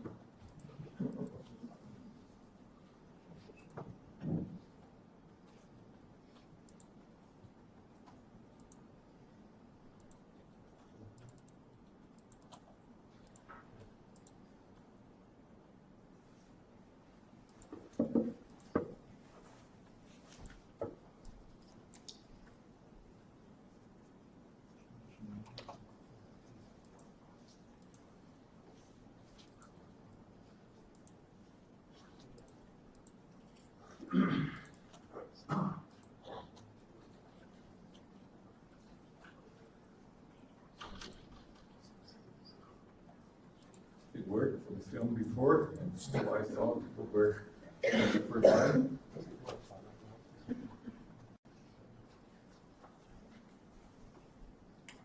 Vienna is a vibrant city full of opportunity.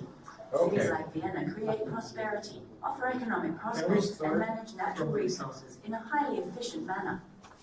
However, cities are also responsible for vibrant city full of opportunity. Cities like Vienna create prosperity, offer economic prospects, and manage natural resources in a highly efficient manner. However, cities are also responsible for 3/4 of all current energy consumption and 80% of all greenhouse gas emissions, bringing global warming to a boil. The world is urbanizing, and by 2050, 2/3 of all people will live in cities, giving cities a special responsibility to ensure that future needs can be met. Vienna is preparing to meet its own growth as a smart city. To maintain the city's high quality of life, we must radically preserve natural resources by seeking both social and technological innovations for the city, from within the city.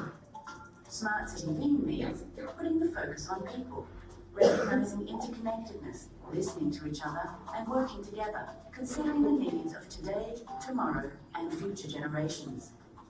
In a smart city, citizens collaborate to harness more solar energy, combine environmentally friendly modes of transport, and reduce energy use at home and at work. Smart ideas demand education for everybody as the foundation for shared prosperity. A smart city sustains a high quality of life by protecting green areas and remaining a city that is open, inclusive, and cooperative. Vienna needs you, me, all of us together in order to become a truly smart city. A city that meets its responsibility to the world at large while becoming fit for the future and making a good life possible for everyone.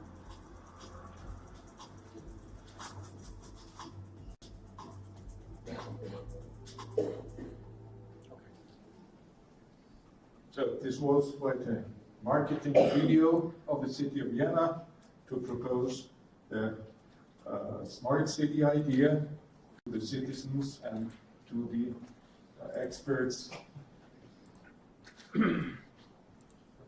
To my personal, yesterday my 40 years anniversary in public service.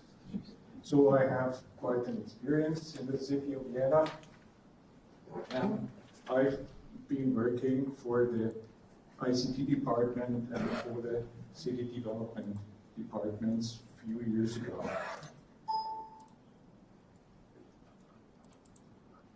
Well, let me say some words about the situation of Vienna to compare it to Prague, about some of the concepts on the strategical level down to the land use level, and then show you some data flashlights on the Vienna data situation, which is not too far away from the Prague situation.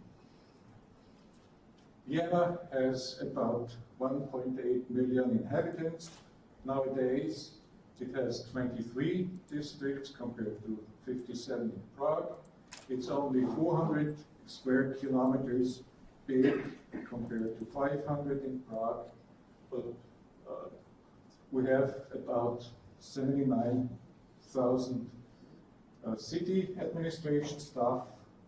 Of those, we have about 30,000 working in health services, in hospitals, and in working for elderly people in social services. We have about 13 billion euro budget per year.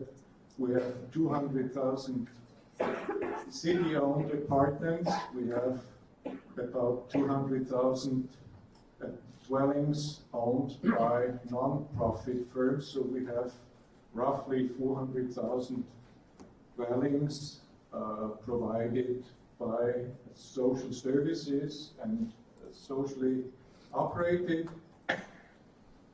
We have lots of hospitals and schools. Well, this is not so interesting. Vienna is situated in the heart of Europe. As you know, the Danube is running from the west to the east through Vienna, from Germany to Slovakia. We are partners in the Vienna region. The Vienna region is made up of Lower Austria and Burgenland, which is in the south. We are partners in the central region together with Bratislava and Brno, and we are participating in many other European projects and initiatives. As you can see, in 1910, shortly before the First World War, Vienna had more than 2 million population. In 1995, it was only 1.5 million. We had some hard times in between, as you know. Now we are growing again, and this is a challenge for Vienna. For our infrastructure was built for 1.5 million, and we have to calculate with nearly 2 million people in 2025. So our limited budget must be spent to bring the infrastructure for that number of inhabitants. As you can see, the population changes. We have more and more elderly and less younger people. You see, in 1910, there was many young and few elderly people. In 2050, there will be more elderly people than young people. So this is a challenge for us as well. We made some concepts on these challenges. As we heard today, they are just nice plans, and we must look how they will come out. We have a city development plan decided in 2015 with a scope of 2025, which contains an urban mobility plan, and this was already decided upon 2013. We have the Smart City Vienna framework strategy, how to use new technologies to implement the urban development plan. We have a digital agenda, Vienna, to transform our administration into an administration for nil. We have zoning plans and so on. We have lots of concepts. Here you can see a rough overlook over the city development plan. You have the central business district. You have the shopping streets around with superordinate importance.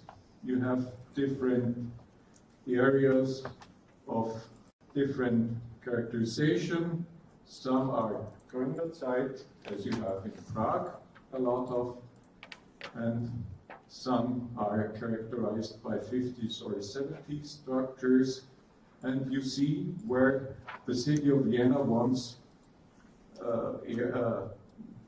economical infrastructure develop, where housing should develop, big future outcomes, future impacts of the surroundings we have, and to use it for new models, for better models, for monitoring the changes, and for making better decisions in the end. The administration can watch those models and the outcome, as we can see in the maps and plans we provide. but also the citizens who take part in the process and who should be included in our processes and who also should see how the city develops and what the future could bring to them. This is a very low-level plan, a very low-level concept. This is the zoning and land use plan for the region where I live. You see the Karl Marxhof, the red structure. It's a heritage from the 30s, from the 20th century. And you see the very detailed characters of building regulations which take place in this area and show how high the buildings may be and how large the buildings may be and which areas are restricted from building for infrastructure or for green. You see all around the framework of our data presentation on the web. This is the Wien AT page and the city map site of the Wien AT page. All our data are presented in this framework. Now I give you some highlights of our data. It's not so well based on theory like my predecessor presented his data, but it gives you a short insight into our data provision. We have an orthophoto. We have printed the watermark in the orthophoto so you can see everywhere when this orthophoto was taken. This one is from 2014. We have a cycle of 3 years to renew our orthophotos. We have 3D models of our city. Here you see one print in a certain shaded way. We have also a 3D viewer where you can measure heights in the city map.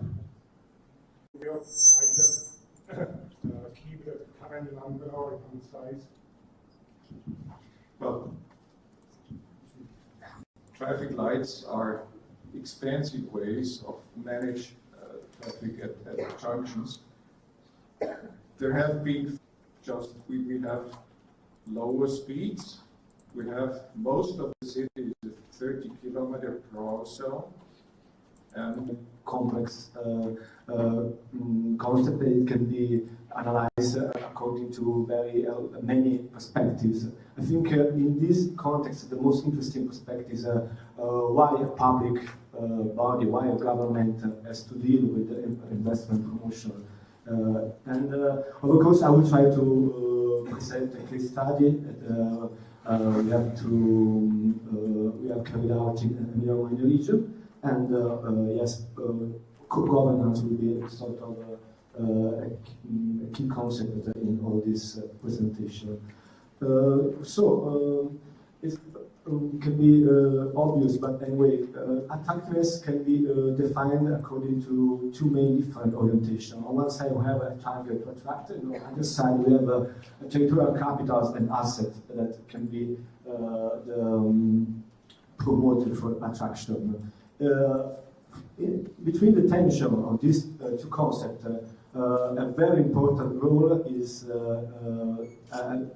vision, strategy, and policies have a very important role in promoting the targets.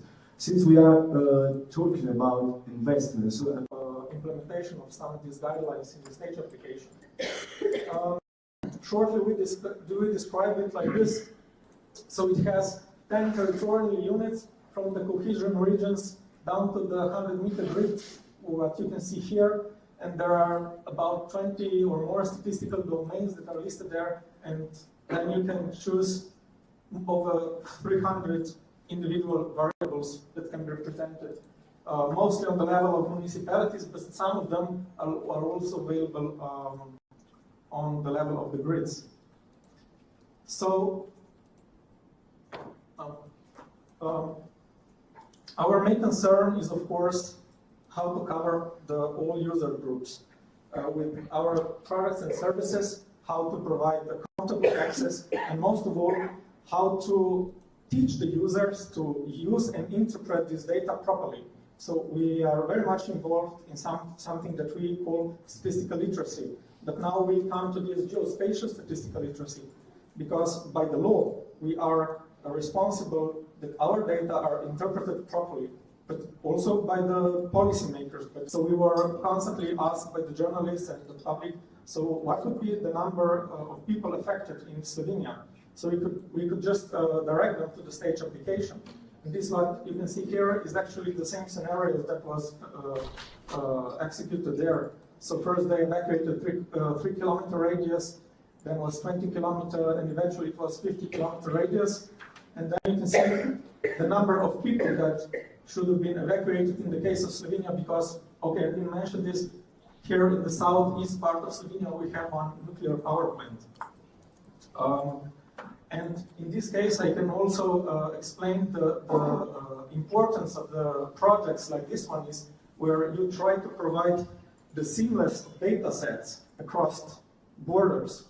So you can see, for instance, in our case, we missed the Zagreb, where this number would be, of course, probably 1 million or something if we would have the data also for our neighboring countries. But in our case, this is approximately the number of population for Ljubljana.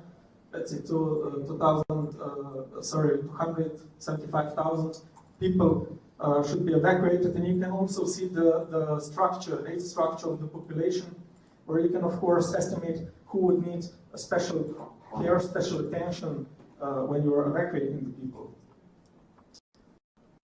The download of the data. So all this, the data that you can see there, you can download as, let's say, shape layers, to put it simply. And you can combine this data with your own data that are defined by the user. And this is one example, for instance, of the noise pollution around the Ljubljana highway ring and some major roads in Ljubljana. So the darker the color, the higher is the noise pollution. When you combine this again, let's say with 100-meter grid, you can similarly get the information about how many people are affected. Actually, you could do it by 5-year age groups and also divided by gender. But just for this presentation, I use these larger age groups. The next thing you can do, you can combine these data sources with big data. So thanks to the technician, I at least managed to insert this GIF animation. It runs a bit quickly, but the video didn't want to play. So what you see here is the data that you can download from Stage for night and daytime population distribution. So daytime is, of course, permanent residence, the place of permanent residence. Daytime is aggregation of working places and where children go to school and so on. So there is time. And you see this is nighttime situation. And now going into the daytime, and this was calibrated with the data from the mobile operators. We could see one example also before. One case, at least that I know, that was done on the EU level. There is one initiative or project that's also being initiated by the Eurostat. It's called Geostat, and in its first, let's say, iteration. The goal was to present the data population on 1 kilometer grid. So it's the hierarchical grid that is defined in the Inspire data theme. So the data population were linked to that grid. And this is one example when EU Court of Auditors use this 1 kilometer grid that is presented on this map. Now some countries do it like we say bottom up. It means that data are aggregated to the grid cells from coordinates, or some do disaggregation, like if they have only the data on municipalities and settlements, they use some auxiliary data like satellite data on land use, land cover, and then try to disaggregate those data to square kilometer grid cells. So this was one example when they audited some EU funds that were spent on airports. They audited about 20 airports across Europe, but mainly it was Spain, Estonia, Poland, and some other countries. So the main, let's say, requirements over how the airports were eligible to get these funds. They had to present their needs, how they could manage this. It was interesting to see that if you said that you will prolong your runway or you will build more parking places, this will eventually bring more passengers and your revenue, and for the passenger traffic should increase. But that was not the case. So as I mentioned, they audited 20 of them. This is one example for Burgos in Spain. The darker, we'll say, the more the orange color, this is kind of piracy with other airports. It means there is overlap. Basically, you should do this analysis before, and if you have all the green areas around you, it means that you have no overlaps with other airports, then you can get the money from the EU funds. And they found out that about 600 million euros were just thrown through the window. Out of 20 audited, 7 airports will never be profitable. When they arrived there, the auditors, there were empty parking places, empty terminals, no one was there. So it would be, basically this would be the ideal situation that was for Tallinn. And these are really simple catchment area analysis should have been done before they were, for instance, issuing the funds to the countries. How stage links to inspire? So, as I mentioned before, Geodetic Institute was responsible to implement this in version 1. There are already network services and some data things that we provided where we tried to follow the guidelines from the data things on grid, statistical unit, and population distributions. Now, metadata descriptions were not available, at least not to full extent when we were developing version 1.0, but will be available now for the 2.0, where we will improve some or optimize some of the features that come in stage. Maybe from this I can just mention that comes as an open source application under the EU public license that can be used by anyone. And these are just some drawings, how it will look now in responsive design as well on smartphones. So, thank you.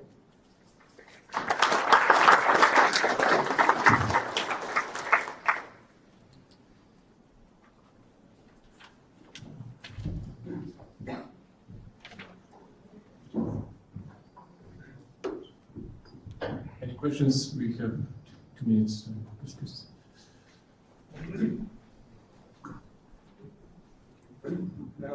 Just for curiosity, you have mentioned that by law you are responsible for proper interpretation of the data you provide. What is the punishment if you fail?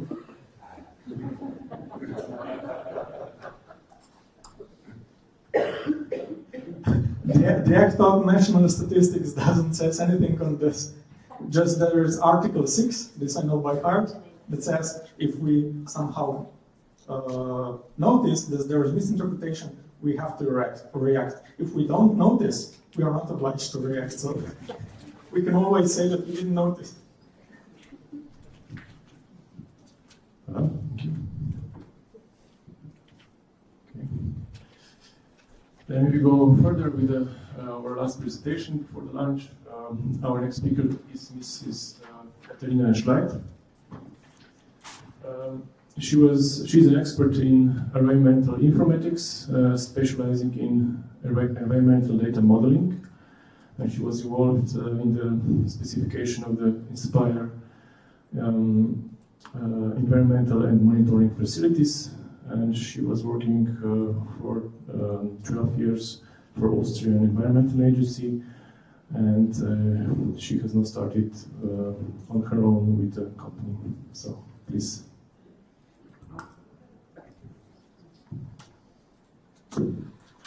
Okay, I mean, a short side note also, I mean, one of my problems here is I don't come from the spatial domain, I come from the informatics domain. And getting into INSPIRE, this was a very interesting experience, I've learned a lot. At the same time, I stayed with my specialty, which is really data. And so one of the things I've been doing within Inspire is piloting all of the sensor web things. And in the air quality reporting model for Europe, we've got set up for Austria, we've got all of the air quality data now, according to Inspire, online, in real time, up to the last hour. That's where I come from. Now I've gone freelance, set up my own company, and now you'll see where I've gone from here. That explains why I'm now focusing on the next type of data on the map, because the maps are cool, but for me, using it as a way to really present data and make data semi-usable is what's really fun about it. Okay, so short overview, what is Data Cove and what do I mean by data ghosting? Then a bit of information, I've been basically trawling through Eurostat. You know, I was used to working for a government agency, we had the data, now I've got the technology, who has the data? This is what open data is cool for, and Eurostat has some great reserves. Then I'll show you the statistical data view we're working on. Then we'll get into what all doesn't work. So, I mean, we've got all these great ideas and standards, and reality really bites. And at the end, we'll have some conclusions. So, starting off with Data Cove, goes a bit towards what I was saying already, specialization, foremost data modeling, harmonization, provision with using OGC services, focus on sensor observation service to really get numbers on spatial objects. Then the concept of data ghosting, this is a bit of silliness here, where I realize there's a lot of data out there which I can use, I can re-provide it properly, according to Inspire. So this is getting very close to data hosting, but since it's sort of somewhere on the side, and suddenly the term data ghosting came to mind, and this somehow fit nicely with my feeling of where this is going, so that's the explanation of where this word comes from. Okay, also a bit of stuff on just basic observations are cool. This makes it all much more interesting to my mind. Short overview of some of our currently running ghosts. So we've been setting up data mostly for the Danube region because home is home. I'm at home in Vienna. So we've got the CDA data on protected sites pulled from the European Environment Agency. We've got land use data which came out of the DRDSI project. We've got some utilities and government services for the city of Vienna and Nitra. And that's where I mentioned I started now finding what does Eurostat have between the statistical units and what, I mean, fits under the Inspire population distribution theme. Hope it can maybe make clearer to what extent all of this other data should be provided under this theme or not. Because there's a lot which has, it's not population distribution, it's the same structure, it is cool. And just to make this usable, I put their code list out as a geographical dictionary. It's the fastest way of making the code list available right now. It's just a downloadable CSV file from Eurostat. Bit of an overview of Eurostat. Since this is my main victim right now, it's the European Statistical Office. They've got amazing amounts of data there. And I mean, it's all basically tabular, but a lot of it has a reference to some sort of spatial unit. I right now focus on everything which is linked to a NUTS region, as these are for me the most comparable regions across Europe. And they've got the source.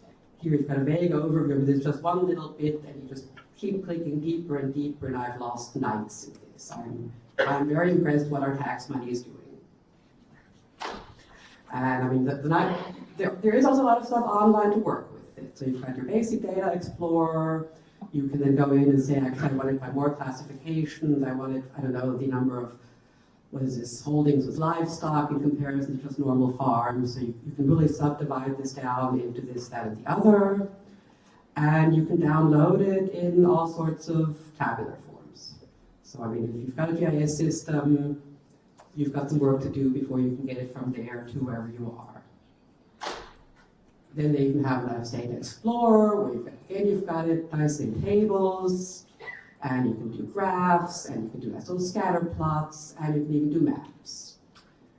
So, say job is done, everything is there anyway, but then I realized, okay, a lot of these statistics, yes, they're pretty pictures, but a lot of this doesn't really make sense until you've somehow set it into context. One time series isn't enough. And a lot of them are already statistically recalculated. The number of hospital beds are per 10,000 people or something. But then you've got values like, I don't know, the number of asylum applications per country. And if you map this across Europe with darker the more, you say, oh, Germany is drowning, and Austria, yes, there are a few there. And then if you turn this around and divide it by the population, you realize, oh, and things are suddenly very different. And that's why I realized actually to properly play with this. Yes, one time series is a good first guess, but in reality you really want to take multiple of these different statistical measures and then recalculate them on the fly. To say, okay, how does this really go together? And so we were at the Danube Pact 2 last fall, as was mentioned this morning, and at preparation we've gotten all of these data sets online on our servers, all nicely compliant with the Inspire data models, and said, okay, what could we do if this data was available by Inspire? Is it the reason I've invented my ghosting concept? I can basically beam myself into the future, start working on what I want to do, and then be there when the future gets to here. So, that's a great idea. How do we do this? I'll show you guys a mock-up actually we have running now. It's not quite done, but it's almost done. So the idea is, as a statistical viewer, you want to go through and say, what measures are selected? What statistic do I want to look at? That's called a measure in Inspire speak. So you can say, I don't know, hospital beds, health personnel, asylum applications, whatever. For each of these, you then have different classifications under it. This is one of the first challenges we faced, because some of them you just have one value, some of them the population you have by gender, so male, female, all of them. You have it by age segments, as the previous speaker was saying. And this has to be reconfigured each time for each statistical measure. But we've got the selection. I can say, okay, we've got the hospital beds. Now we want the ones which are in psychiatric hospitals. And then you can have the nice map. And we also have a nice as a table by the various nuts regions. And this is the bit which, it's this far, the evaluate doesn't work yet. So hopefully by tonight it will, or by tomorrow, we're getting really close. But there's a limit to the number of hours in the night. But the basic idea is that you can then, you've downloaded your various data sets, and you want to say, I don't know, I want the hospital beds in psychiatry and the hospital beds in rehabilitation divided by the health personnel I think I have right now. I have no idea if this makes sense. It was a quick and dirty, what can I somehow cross-calculate? And as I'm saying, hopefully by tomorrow, when you then press eval, the individual values are calculated according to this format you've put in, and that's then displayed as a fourth measure you've got there as an option. So how did we get there from where we were in Bratislava, where we just had the data online in accordance to Inspire? So we had the statistical units in the vector format. We had the various data sets as statistical distribution. I notice I'm too focused on time series. This is my past. And so we said, okay, let's make a viewer using open layers. But, well, if we take Inspire the way it is, we can't do it. So what was missing? One of the bits which I found as a deficit in Inspire is missing standardized stored queries. You have all this wonderful data there, it is wonderfully complex, and it covers everything, and you basically have to download it all and sort through it at home because there's no real clear way of saying, actually I want this one which has that value in this attribute down there. So either you've got to really understand the data, put in your filters on the fly. We decided to make stored queries. And the reason we needed them, one, we needed a list of what measures are available. I mean, you can access it by saying, give me just this one field, but if you've got the same thing for many features, that was very ugly. The next thing we needed was that if we've chosen one of these statistical measures, what are the individual classifications we need to sort? Is this by gender? Is it by age? Is it by educational status? Get all of that information. The third bit we needed were which features now really correspond to this. And then the further bit we realized is that actually a lot of these features become massive. And I know spatial people are used to massive blocks of data for geometries. They're ugly, they terrify me, that's why I'm not spatial. But I was getting 12 megabyte individual features, and it wasn't the polygon. It was really just the classification by individual age years. I mean, you have the population by gender and by age on a yearly basis. You have 300 values for each region. And this started exploding, and we said we can only display one per polygon. It does us no good to get 300 values for each polygon when all we need is one. So we need some way of filtering down the response, these massive Inspire responses, to what do we actually need. So this starts to explain why we didn't even try to do this about design of the Danube hack. We were glad we had all the specifications nailed down. We'd had half the things which didn't work nailed down. And then I went home, and over Christmas I made my little PHP filter thingy. And so what that does is, depending on the statistical measure, you can go through and say, okay, these are basically all set. I want? Yeah, let me continue talking. So the idea is that instead of downloading the entire feature with all 12 megabytes, which I only need a few kilobytes of, to pre-filter that somehow server-side and not on the client application. I mean, if you've got a decent computer and you're online, it's no problem, but on the phone, this starts really getting ugly and slow. So we've done this little PHP filter, and you access it, you provided information on the feature IDs of the feature you want right now, which classification you want. So you can say, I want the males who are older than 25 years in this case. And the PHP application accesses the feature, pulls the full 12 megabytes or whatever it is, then goes through and says, which subclassification do you really want? And just pulls this out. So you're down to one value per geometry. This is then provided off to the actual viewer. And to make it even simpler to use, we're actually providing that as JSON. You can do that this way or that way, but we found this is a very useful little tool to have, and the type of thing which I'm getting the feeling is still missing in Inspire. There's sort of a few little creative bits which could really make this fly. Okay, now we get to my nightmares. So, one of the problems we've been using GeoServer for all of this. One of my next things is to figure out what can degree do in comparison. I know I will find things which work and things which don't work, and at the end of the day, I think I would need 3 different servers to cover this or that or the other aspect of the implementation. So we could, currently the way GeoServer is running, you can't do stored queries on complex features. So we devolved them down to simple features, just did flat tables off of it, did the stored queries on that. And for some cases, like what are the individual statistical measures? My first guess was, I will just do a simple view on the table, select a distinct measure. I've got a simple list of the measures. Well, you can display that as a simple feature, so for that it worked, but you can't put a stored query on it. Because GeoServer wants an index, and you can't put an index on a view in Postgres. So I ended up making seriously materialized, not materialized views, materialized tables. I just built a new table, stuffed the data over there, got on with it.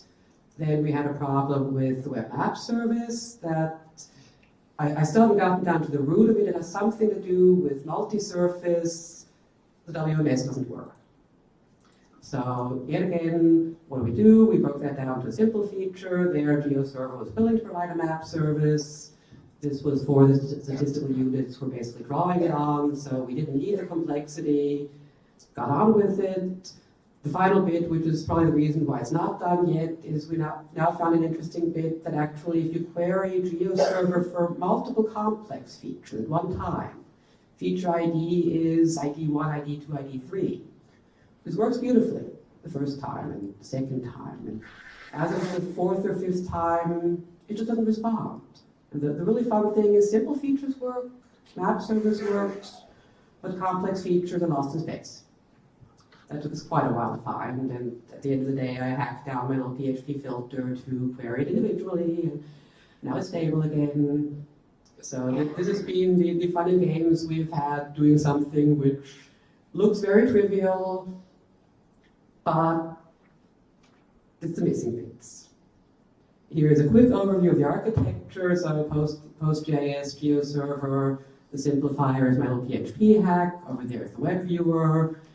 These are basically all the little additions and bits and pieces we had to do to get from basic Inspire to Inspire plus additional functionality required for a user-friendly viewer. Insights for Inspire, we need more real fitness for use checks. I've been involved in the Inspire process. It's been hard. We tried during the data specification process. We made all the data models available for review.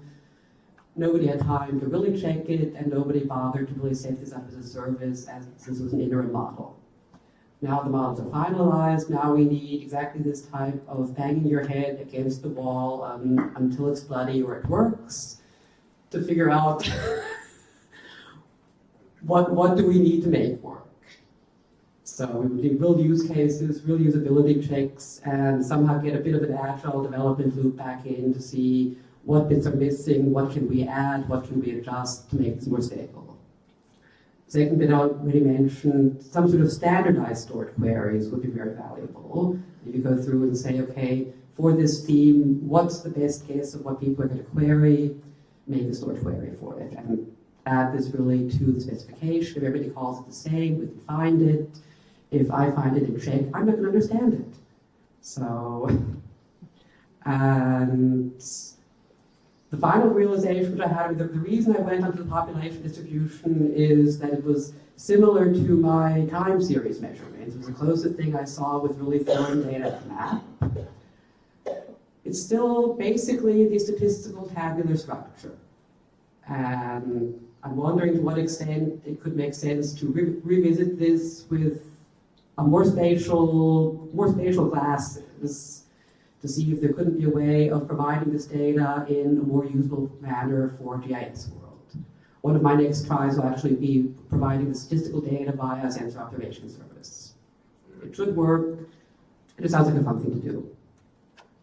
Conclusions. Okay, there is more and more data online, but most of it currently isn't harmonized. I mean, I spend nights and weekends sorting out the Eurostat models, doing my import routines, realizing the next file is almost the same, but not quite. So we had lots of those. Finally getting the data online and running. The Inspire data specifications are a beautiful start, but it's still very tricky to implement in current technology. So just sharing this information of what doesn't work would make a lot of people's lives easier. I've got a good buddy network, and if things don't work for a night or two, I know who to call and who tells me, don't worry about it, I couldn't do it either, and then I feel better and everything is fine.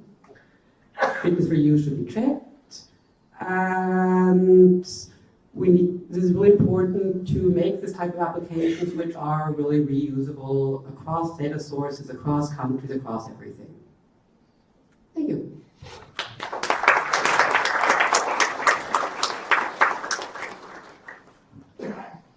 Okay, one question?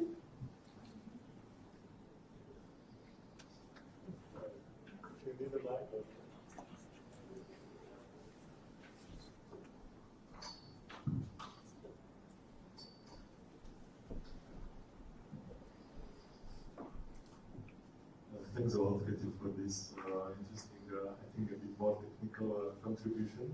But from what you said, I was curious, having your experience with trying to put Inspire data in some concrete use cases, do you think the best place where to create this line dividing which part of the Inspire spec should be made available for uses like you expressed, and which part of the specs should go for, let's say, higher professional analysis, which even cannot be done on the server side, and the data have to be downloaded on the desktop side and processed there.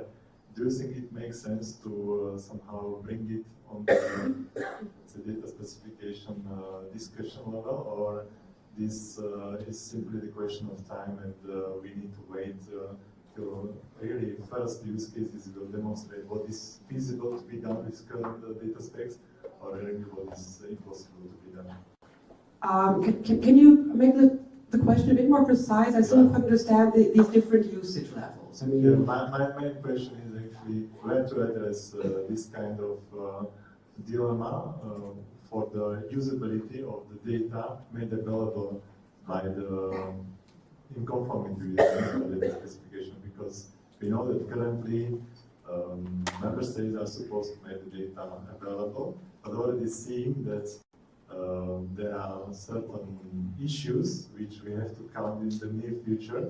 We have to actually go back to our data providers and ask them, okay, if you are trying to fulfill legal requirements, try to do it in this way, and you are fine with the legal requirements, but at the same time you have usable data for the everyday usage, or let's say the use cases which you identified through your exercise or project. Okay, so I'm still a little bit lost. I probably slept too little last night. But I mean, we can check it during the break. We will, but I mean, I have problems differentiating in user classes. I mean, to my view, it'd be good to figure out further what use cases really come up, where I said it's a chicken-egg problem without really having the data. Nobody even bothers to think further, and we have to somehow force this process, because otherwise it stagnates. And for me, the requirements for a simple viewer like we demonstrated, or for really hardcore download and number crunching on your local machine, those are two explicit use cases, totally different, should both be somehow covered.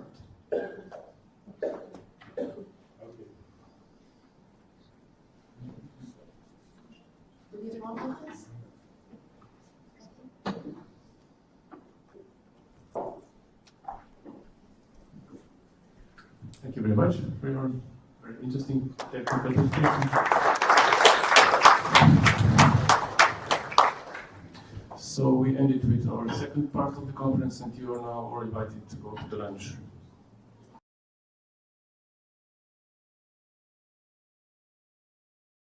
And then we have Mr. Marcin Trpinia from the Slovak Environment Agency, who will be presenting as well. And finally, we have Mr. Petr Lisi from Urbasov Sofia from Romania.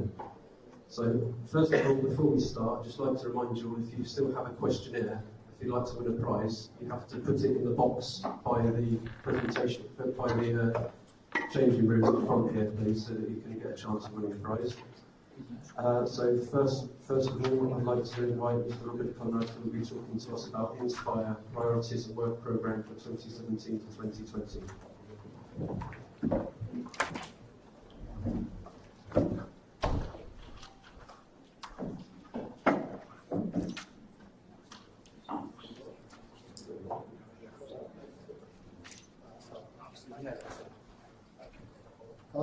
Good afternoon, everybody. I'm very delighted to be able to join the Czechoslovak Inspire Conference also in the year 2017. The Inspire Conference became the bilateral Czechoslovak Inspire Conference became one of the successful examples of the national efforts to boost the implementation, and as it is a kind of a cross-border or bilateral conference, it actually is in a very good position to take a stock of those Inspire applications that are actually having a cross-border dimension. Because at the end of the day, let's not forget that one of the drivers behind the adoption and the implementation of the Inspire was actually to move forward from, let's say, the national applications and the national infrastructure, the national spatial infrastructures to, let's say, a pan-European. And as you may know, we have basically, in the last year, completed a regulatory fitness check of the Inspire. The regulatory fitness check is standard practice of the European Commission. We do evaluate every piece of legislation every 5 or up to 10 years. And the Inspire actually was included as the part of the refit program, as the part of the evaluation last year. One of the reasons was that the Inspire was actually at the midterm of its implementation schedule, which stretches, as we all know, currently until 2020, but of course the use of the infrastructure will continue and will be even fully materialized in the years to come. So, as a result of the midterm review and midterm evaluation, what we have found was that the implementation of the Inspire actually has many challenges. It only partially met the objectives with which the legislation has been adopted. So in order to come to, let's say, the successful state of the infrastructure in 2020, we really need to make quick progress from the road, which you can see in the rear window, which is still relatively dirty, to a nice kind of green highway, which you can see in your front window. So on the side of the European Commission, we really took the implementation of the midterm review as an opportunity to give another boost to the Inspire implementation. What did we do? We started actually to engage into the bilateral meetings with the member states, which was done for nearly more than a year and a half since the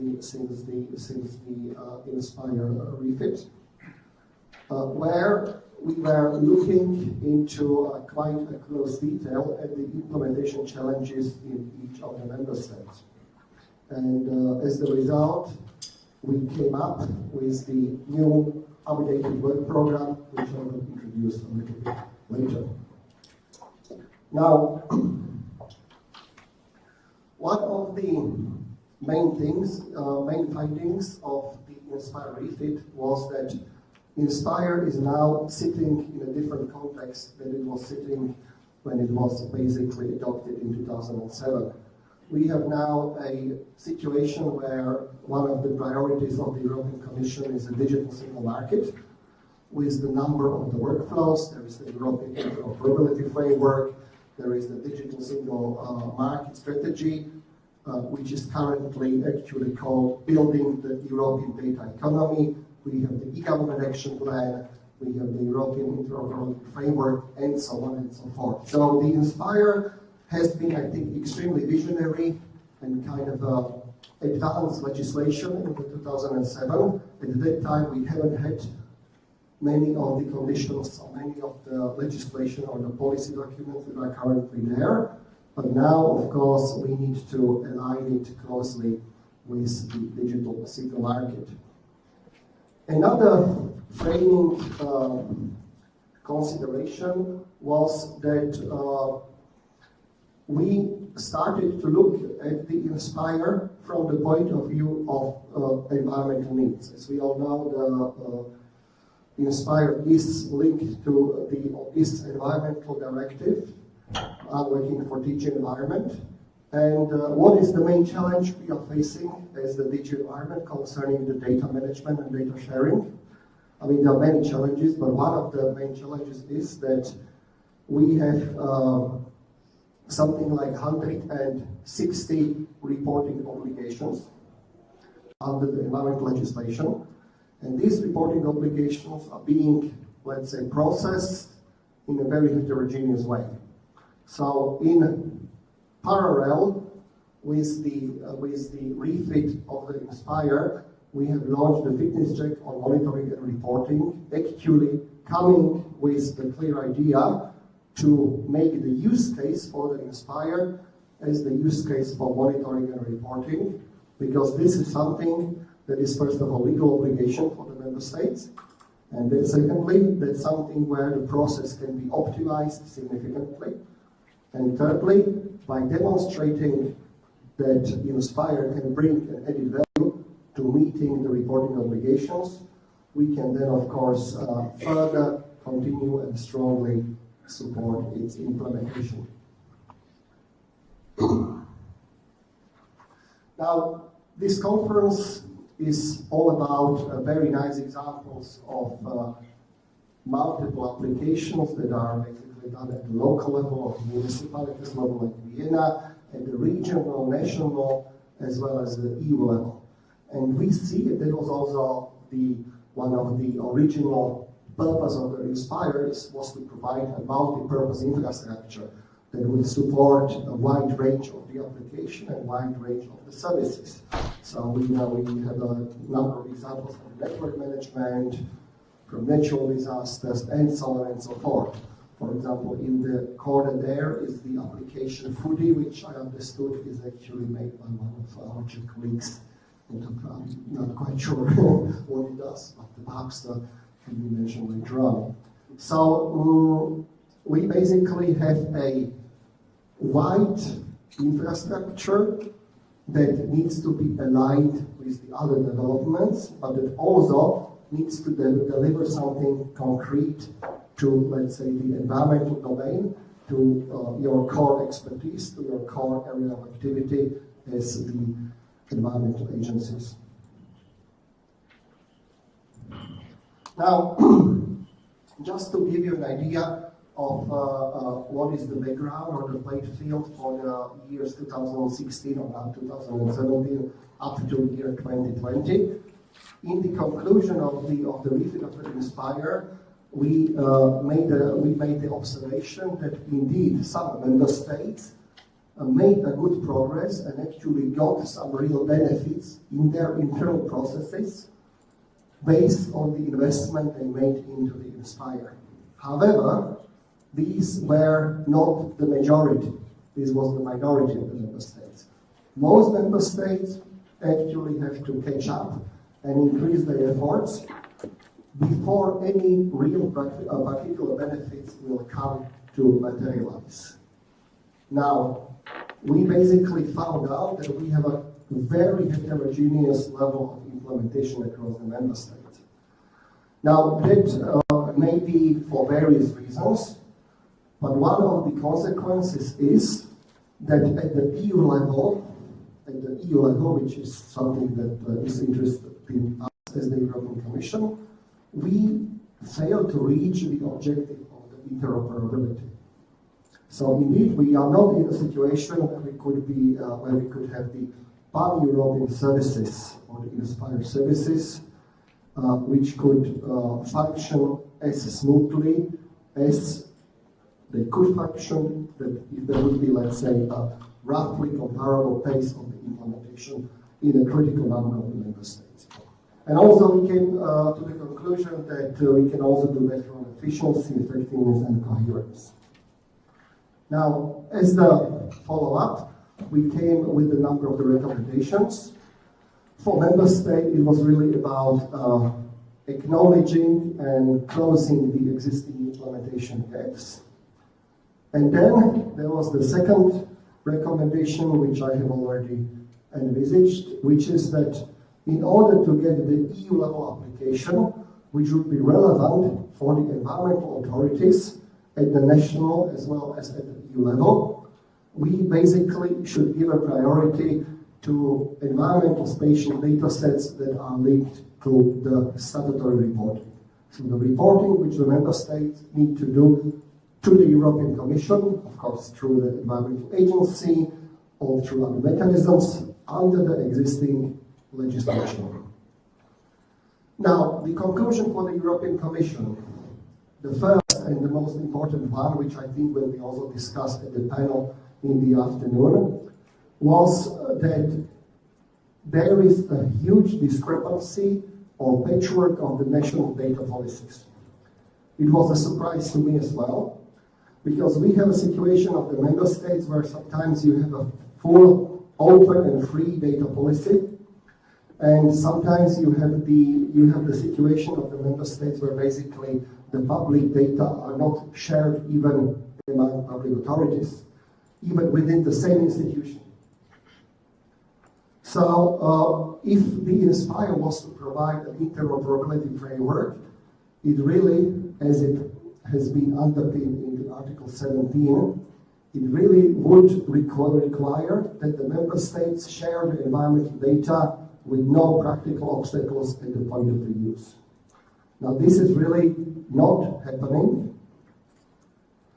It has also the wider ramification. I mean, it's certainly far beyond the scope and the remit of the Inspire. Because when we talk about the digital economy, the data are the material of the digital economy.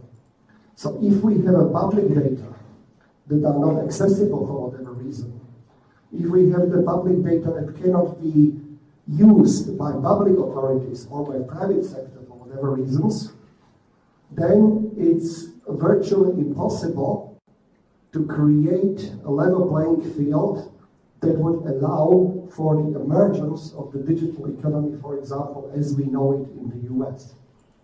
One of the reasons why we are falling behind is that we basically have 28 jurisdictions, legal regimes in the European Union, which are in a way regarding the access to public data harmonized only very loosely. And then we have 28 sometimes very different practices of how the public authorities actually share and make accessible their data. And the environment being just one of the sectoral examples of the overall problem. Now, we also will try to provide a guidance and advice on the EU funding opportunities. As will also be then explained later by Robert, who will talk after me, we have decided that we actually need to have a critical look at how Inspire is doing, especially in terms of the simplification of the requirements. So actually is the current legal and the technical structure underpinning Inspire really best fitted for the use?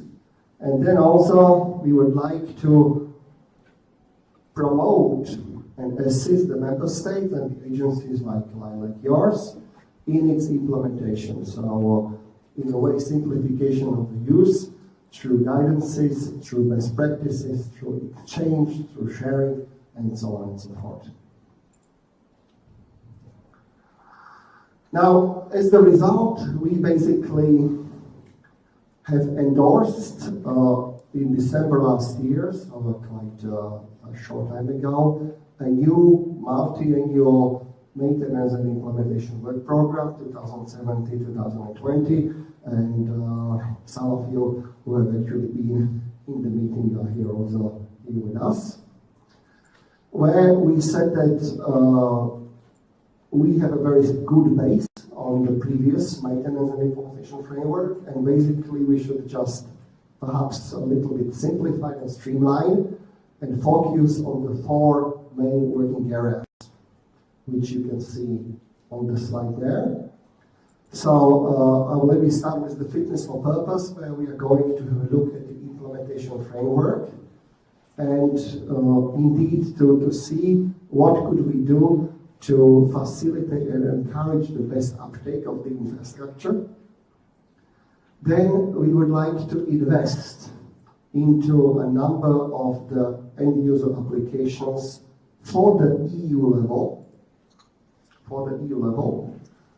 in particular e-reporting, but there are some other ideas, but at the moment I would just really leave it as the e-reporting. So what can Inspire do to provide the infrastructure for the EEA to underpin its reporting processes? Then, of course, we are going to continue support implementation. In particular, we will have a look this year at the data policy obstacles, so a review of the Article 17 of the Inspire. We'll have a study to see what is there and whether something can be done about it and how. And then, of course, we are continuing to embed the Inspire in the wider EU policy framework, which is the digital single market and regulation. Now, here are the 5 corrections. So, but I probably at this point won't get into any details. Robert will explain to them in a detail. So we will get back to it later on.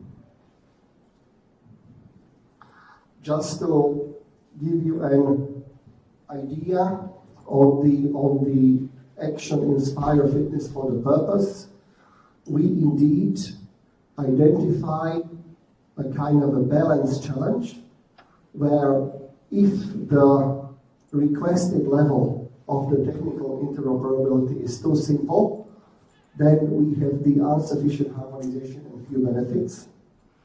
But if it's too complex, then it may be difficult and costly to implement, and the substantial benefits may only concern a few users, not sufficiently wide community.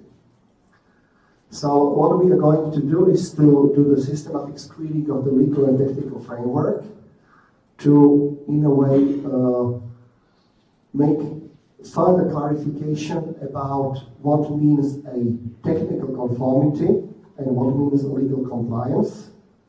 We are going to continue the priority setting through the reporting, environmental reporting. And also, we would really like to have a flexibility so that the users will be able to select their own level of interoperability for their use cases. And of course, we will try to promote the simplification of use. Now, this has been discussed for the whole last year, and there has been already the first report with the recommendations presented to the Inspire, let's say, maintenance and implementation group in December. Now, this is something which I have already mentioned, streamlining the monitoring and reporting processes under the Inspire, where, as we are now looking at the reporting under the environmental acquis in general, we actually would like to use the Inspire as the lead example, as the successful story. And we have identified a number of the things in the 2009 monitoring and reporting decision under Inspire, which we think can be improved, so that we will basically limit factual and contextual information, and we will move to, let's say, the key performance indicators. And also, we will simplify the way how the reporting is done. So instead of the monitoring and implementation reports, we will consider to have the Inspire country fishes, which the member states will periodically update. This is also going to be further discussed, just to give you a flavor of what we want to do. Yeah. On the e-reporting, I will leave it to Robert. Now, just very shortly, as we have identified many implementation gaps, we are doing quite a reinforced compliance assurance strategy. So we have sent 5 EU pilot letters to member states who don't have a Inspire portal linked to the Geo portal, and then we had a meeting with nearly all member states. With some member states, we just had the written exchanges, but with the others, we got the meeting. And as the result of these meetings, to which actually some of you participated, we adopted, the member states proposed individual action plans about how they are going to do about all the compliance. And we are currently assessing these, and before the summer we should close the first compliance assurance cycle and also then come up with the recommendation for the period up to 2020. Yeah.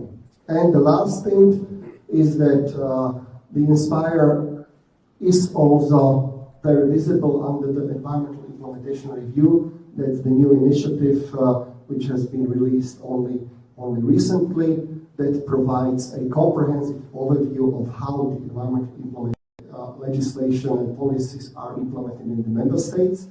And one of the 2 key performance indicators also of the Inspire. So that should give to all stakeholders a much better visibility.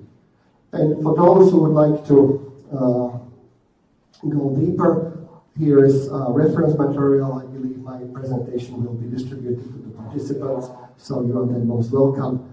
If you want to look at any of the documents I have mentioned, to click on the link and get there. So thanks all for your attention and looking forward to the discussion. Thank you very much, Mr. Fuller, for that detailed policy review. Now I'd like to invite another Robert, Mr. Robert Tomas, to come again for his presentation on maintenance and information work program.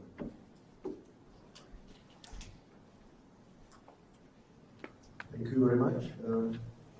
So my presentation, as always during these Inspire conferences, is in a way kind of an overview of the technical work that we are doing. So I have a lot of slides, but the purpose of those slides is to give you this kind of a digested overview of the activities, and please take it as an invitation for the feedback, invitation for you to participate in this activity, because all we do in Inspire, we do together with you. So, okay, so please take my slides there, and you will find very detailed information that we can then discuss or you can contact later. Okay, so I will continue what Robert presented, this political framework of the changes in the Inspire work program. I will now go concretely into the technical aspects of it, and to be precise, in the actions that were endorsed during the last big meeting in December in Brussels. So Robert already mentioned the shift in Inspire from the previous, the maintenance implementation work program and the objectives, now to the new one, and apart of course from the political aspects and adoption to the new priorities, there is a strong focus on the engaging users, the user assessment. Really, the users are playing more and more key role in our work program. Also, Robert mentioned that we are now checking the framework from the use point of view, also whether it is addressing the current development in ICT. So basically, we are learning from the past, so we know what we've done and what are the issues, and now we try to learn from that, and that was embedded in this new work program. So let me start a little bit from the past. So here is the overview of the actions that we concluded in December 2016. And as you can see, here are the work packages that we've been working for the last 2-3 years. And basically all of them were completed. 2 actions were agreed to be continued. One dealing with the validation, and I will mention later more in detail about that. And the other is support communities to share their best practices, their issues, questions, etc. that we call the thematic clusters. So now a little bit about concrete deliverables that were presented and endorsed. So in terms of registries and registers, we created new guidelines and set of best practices that basically are to help member states to set up their national registries. It also is about how the national register can be federated to the central Inspire registries. All these guidelines were presented and endorsed in December. Also, we created terms of reference for the control body. The control body should be a group of experts from the member states that would check any proposals for changes in the registry. So, for instance, if there is a new code list that should be used, then that group should take it on board and analyze the impact and the necessity to be included. By the way, there is an still open call for participation from the member states. So if you have an expert on the terminology and the registry, please nominate and send us the nominee contact. Another deliverables that were presented in December, we concluded finally the technical guidelines for the sensor observation service and the web coverage services. So these are kind of a technical profile or technical extension of the download services specifications. Okay, so now we have also the guidelines for using the sensor observation service, and also the guidelines for web coverages services. Then, related to this, we updated the framework guidelines dealing with the observation and measurement, which basically was the examples, and actually the whole document was rewritten to be more useful, to really give concrete examples about each of the chapters there. So I would really, if you are dealing with the observation and measurements data, please, have a look on this framework document. And Katie, was one of the co-authors of this document. Then we also have documented a concrete example from implementation. Okay, so, and last deliverable is the update of the metadata technical guidelines that finally, again, after 2 years of working and discussing, of course, taking into account the fact that the metadata was the first regulation, and in member states that a lot of investment was put in this. So therefore, it was a little bit difficult to change anything because there already was an investment in it. So there was a lot of discussion. So at the end, the version 2 of the technical guidelines for metadata is published. Please have a look. In the first chapter, you will see all the changes that were made.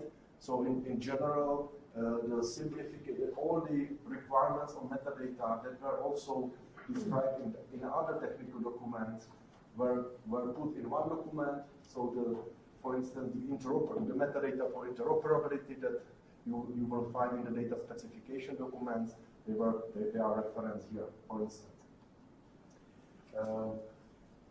We agreed that there will be a 3-year period, in order to comply with these guidelines. So those that are now using the 1.3 technical guidelines are still okay. So we agree with the MIC group that there will be this 3 years transition period. Okay, so now we are in a new work plan. Robert mentioned these 4 major working areas. I think I don't have to repeat that. So fitness for purpose. Just a little addition to what Robert said is that a new subgroup was created. It's called a reflection group. Again, the members are the representative of the member states. We already had 2 meetings, and during those meetings, there is already a proposal. What to concentrate on? What is now the current discussion about in terms of the simplification of the legal and technical framework?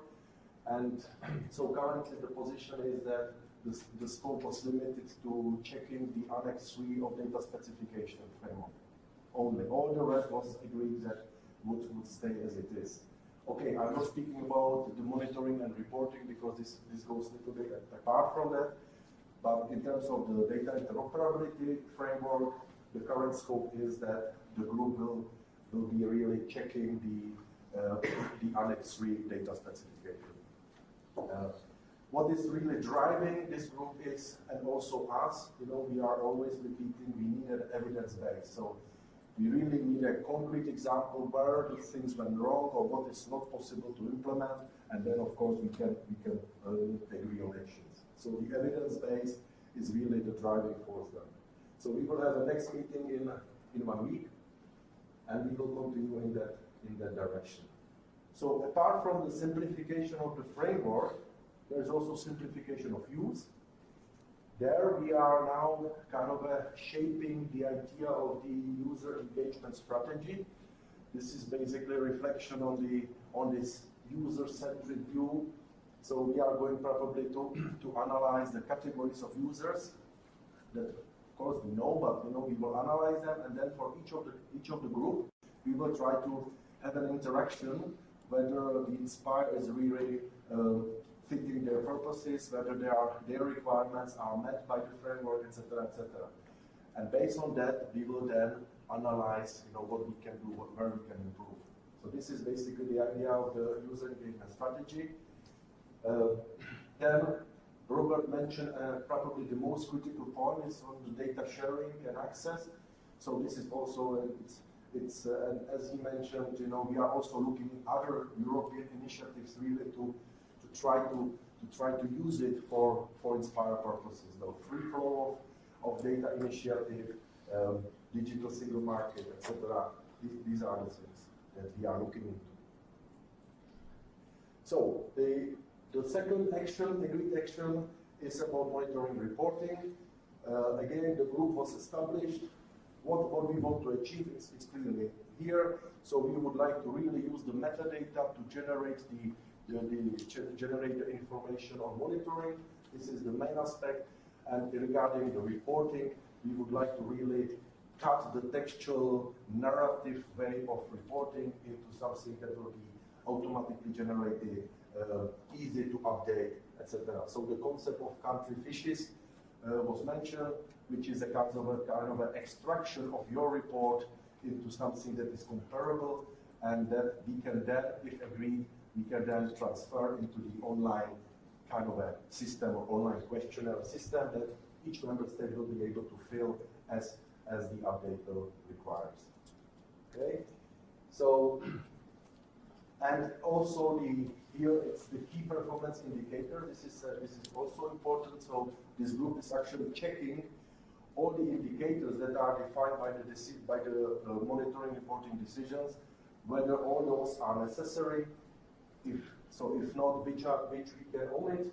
And now we are coming back with the new indicators. For instance, the indicator on the availability of priority data sets, which is then linked to the other actions. So for example, this is one of the key indicators that the group is now discussing. Here is also the planning of the activity. So we had a meeting, fourth meeting last week, by the way, and basically, as I said, the major objective is now to draft the framework of these indicators. Some will stay as it was, but we will have some new ones. As I said, the one candidate is really the indicator that is expressing the availability of priority data sets. Okay. Then another action that is actually a continuation from the previous working program is about validation and conformity. Here, I think I don't need to explain why we need a validation. I will stress the importance that first of all, we utilize the financial program of the ISA action. ISA stands for the Interoperability of Public Administration.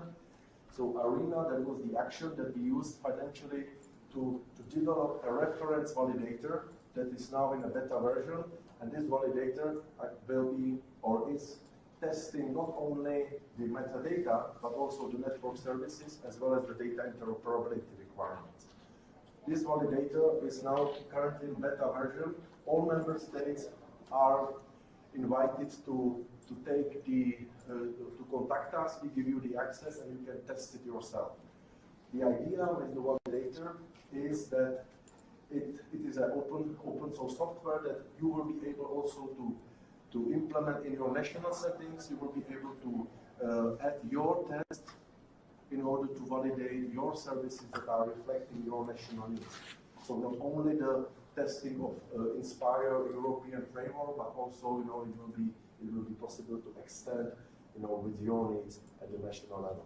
And there are two modes. Either you use it as a service, so you send your data and you run the scripts and you will see the results. Or, as I said, you download the software, the framework, and you execute the test in the local mode.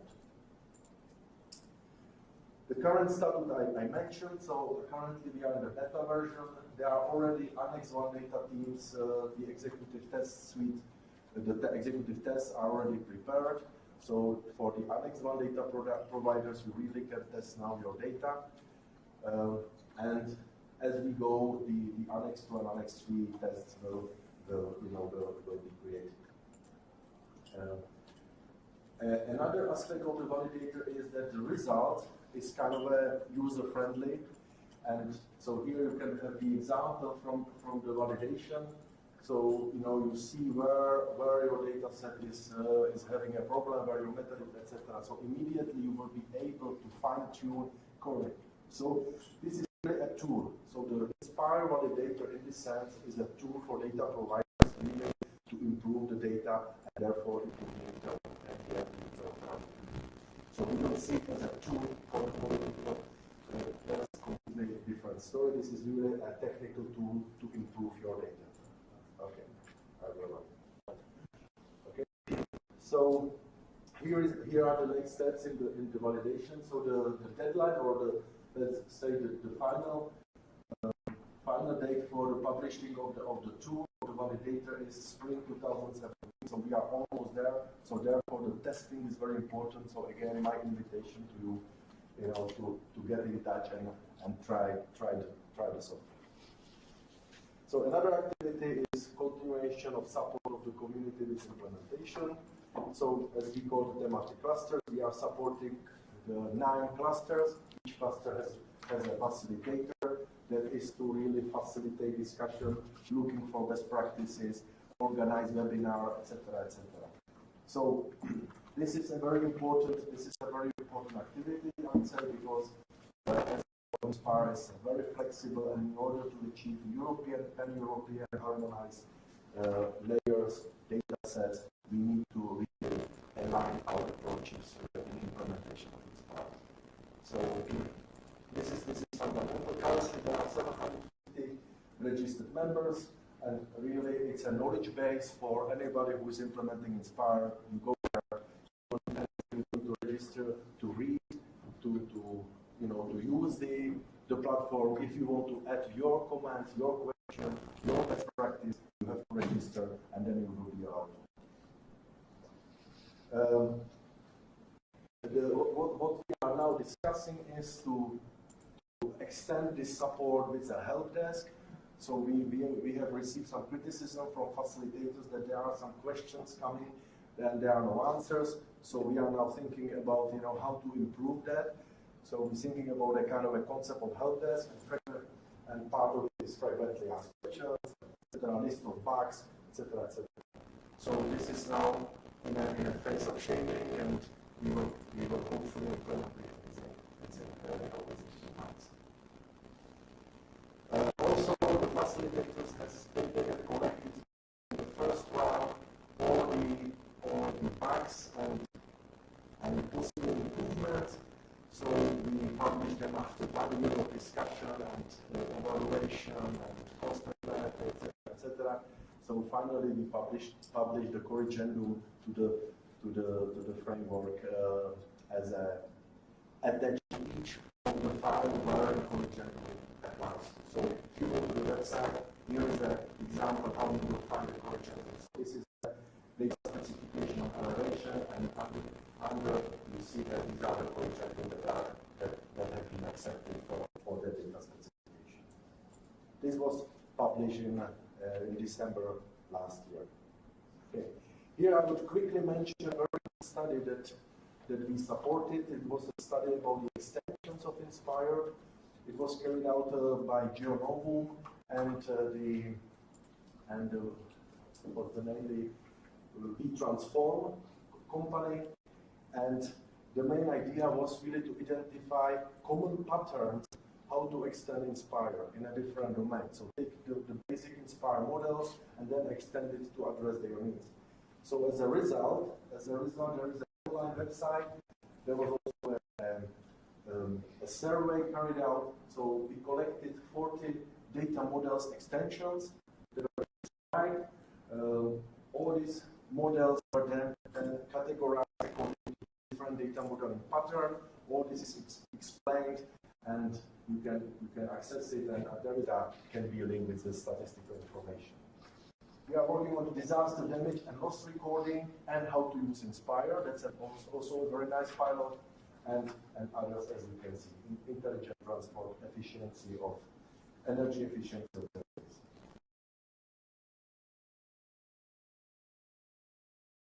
I would say for better well-being of the society from different perspectives. And I think that our panel nicely reflects these different levels of expectations and also different use level. So let me just allow me to briefly introduce our panelists, and they will have also the opportunity to tell a word or two about the institution, about their personal view. Allow me to start with Mr. Robert Konrad, who is representing DG Environment with the European Commission. We have Ms. Marie Petrova from the Ministry of the Environment from Czech Republic. So we have another level. We have Mr. Tomáš Michalčík, also representing the ministry, so at the national level, from Slovenia. We have Ms. Katarina Schleif from the private sector in SSO, so finding innovative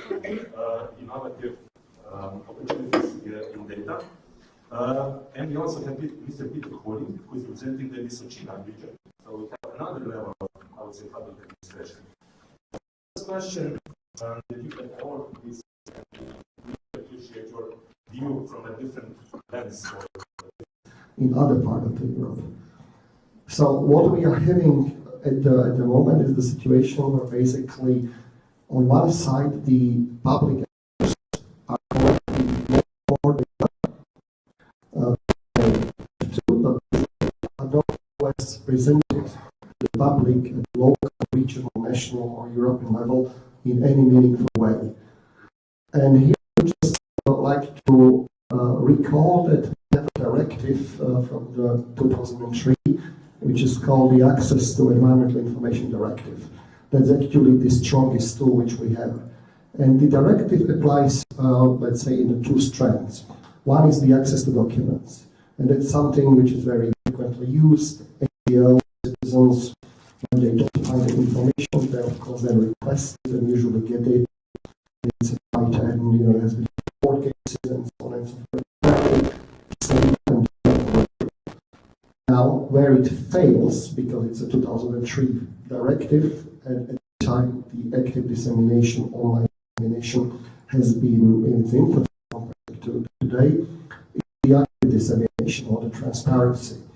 Because all data are there, and provided that we would have a bit of interoperability, it shouldn't be a problem to combine them even at the lowest possible level into the products or applications that would demonstrate what's going on with the air or water, or even to have a cross-sectional analysis.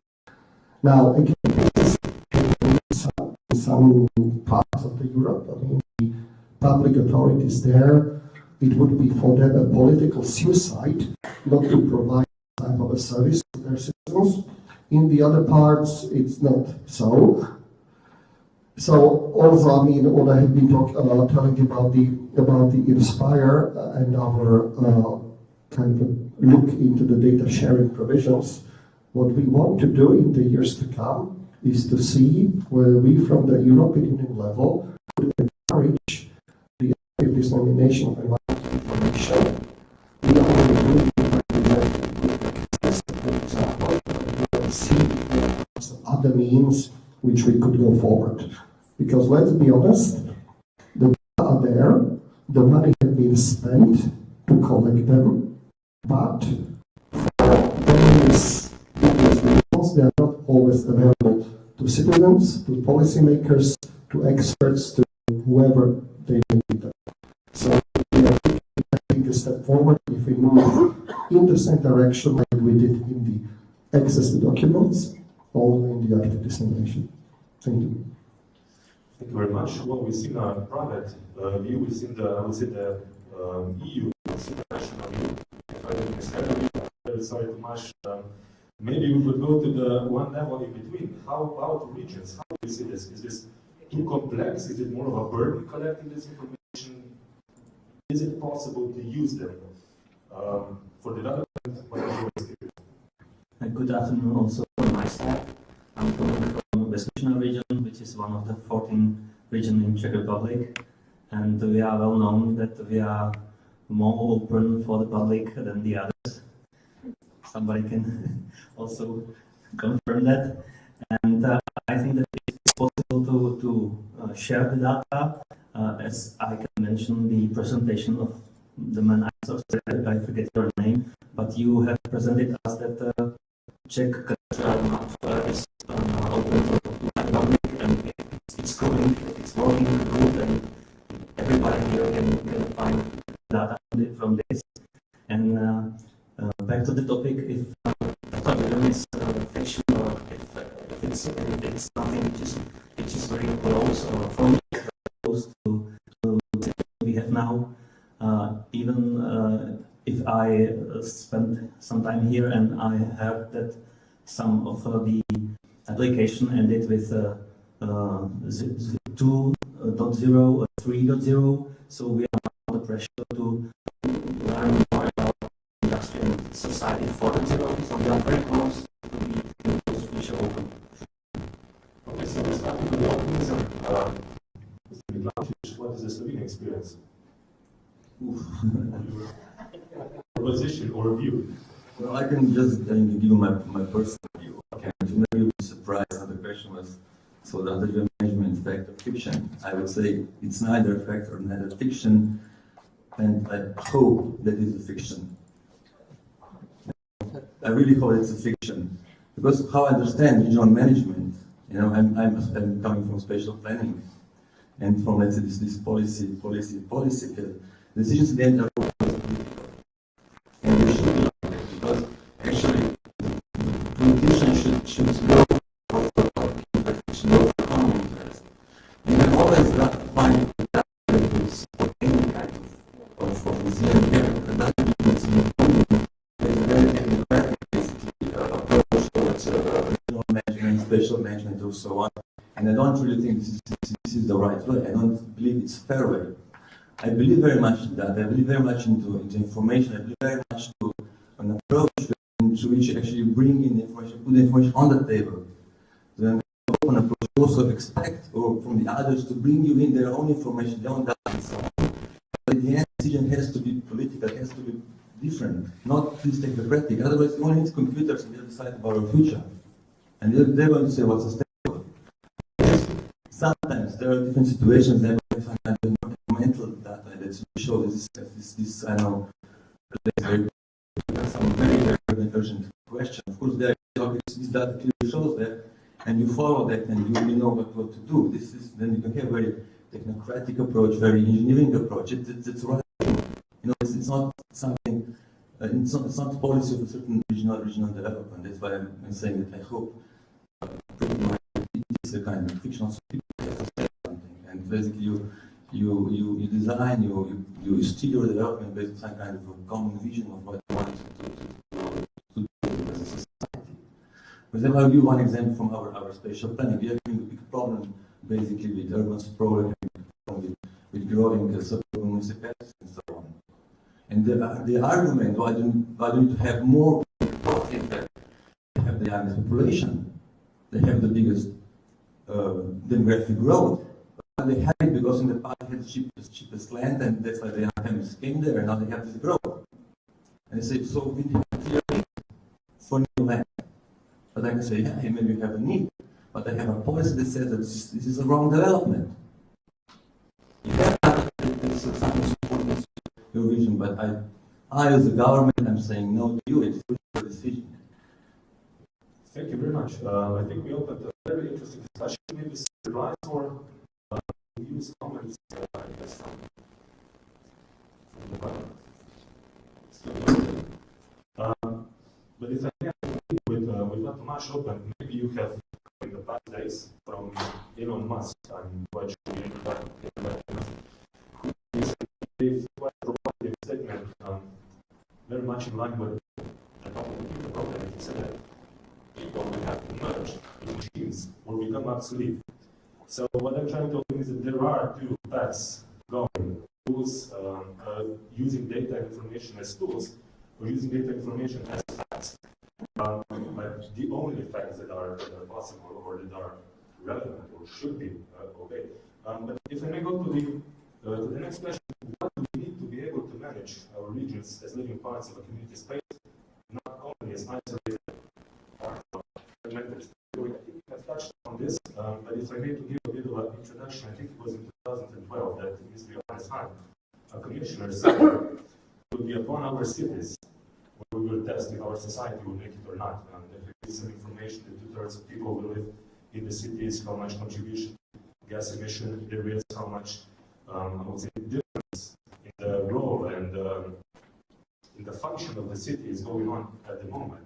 So they're not just somewhere where you run for cover, maybe like years back, you run for work, but it's more of an enabling environment. So in your perspective, what are those cornerstones that will enable us to manage our regions in this space?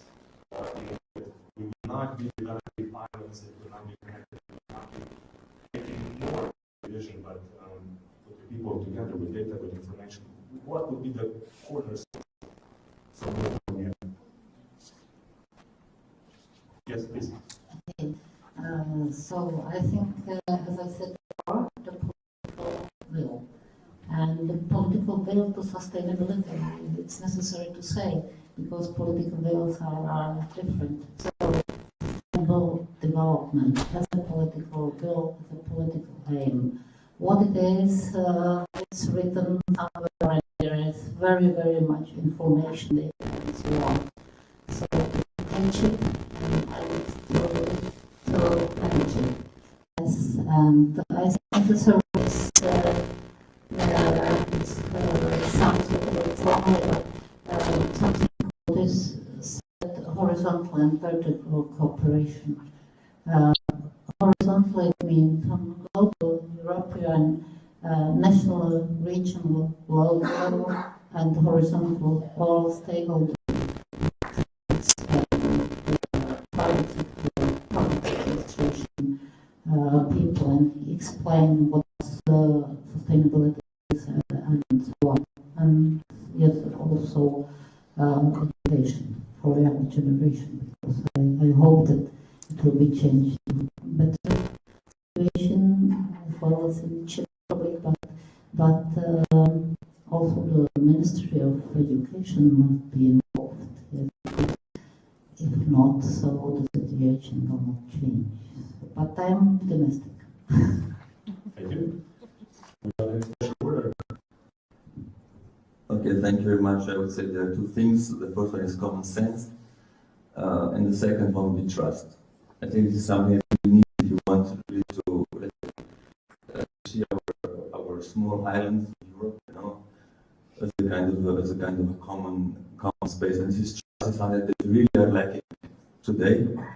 And I was about some discussions also on the level about this border cooperation, and always came up that trust is the biggest problem. That's why we don't have, and that's why we don't have some kind of cross-border, some kind of joint visions of what you want to do. It's always this game. Okay, if I give something, what do I get back? Now it's not this idea. Okay, if I work with my neighbor, you know, what do we both benefit? What do I really want him to prosper? Because if he prospers, I will also prosper. We don't have this. We really still, after I was doing it now in the EU for 10 years or so, or 11 even, and still don't believe that we have built up this trust. It's a really, really long time to build it, but it can only be just one very small thing, and this trust is basically it's built very deep down under some kind of stone or so. I think this is something that we need to really work on very, very much.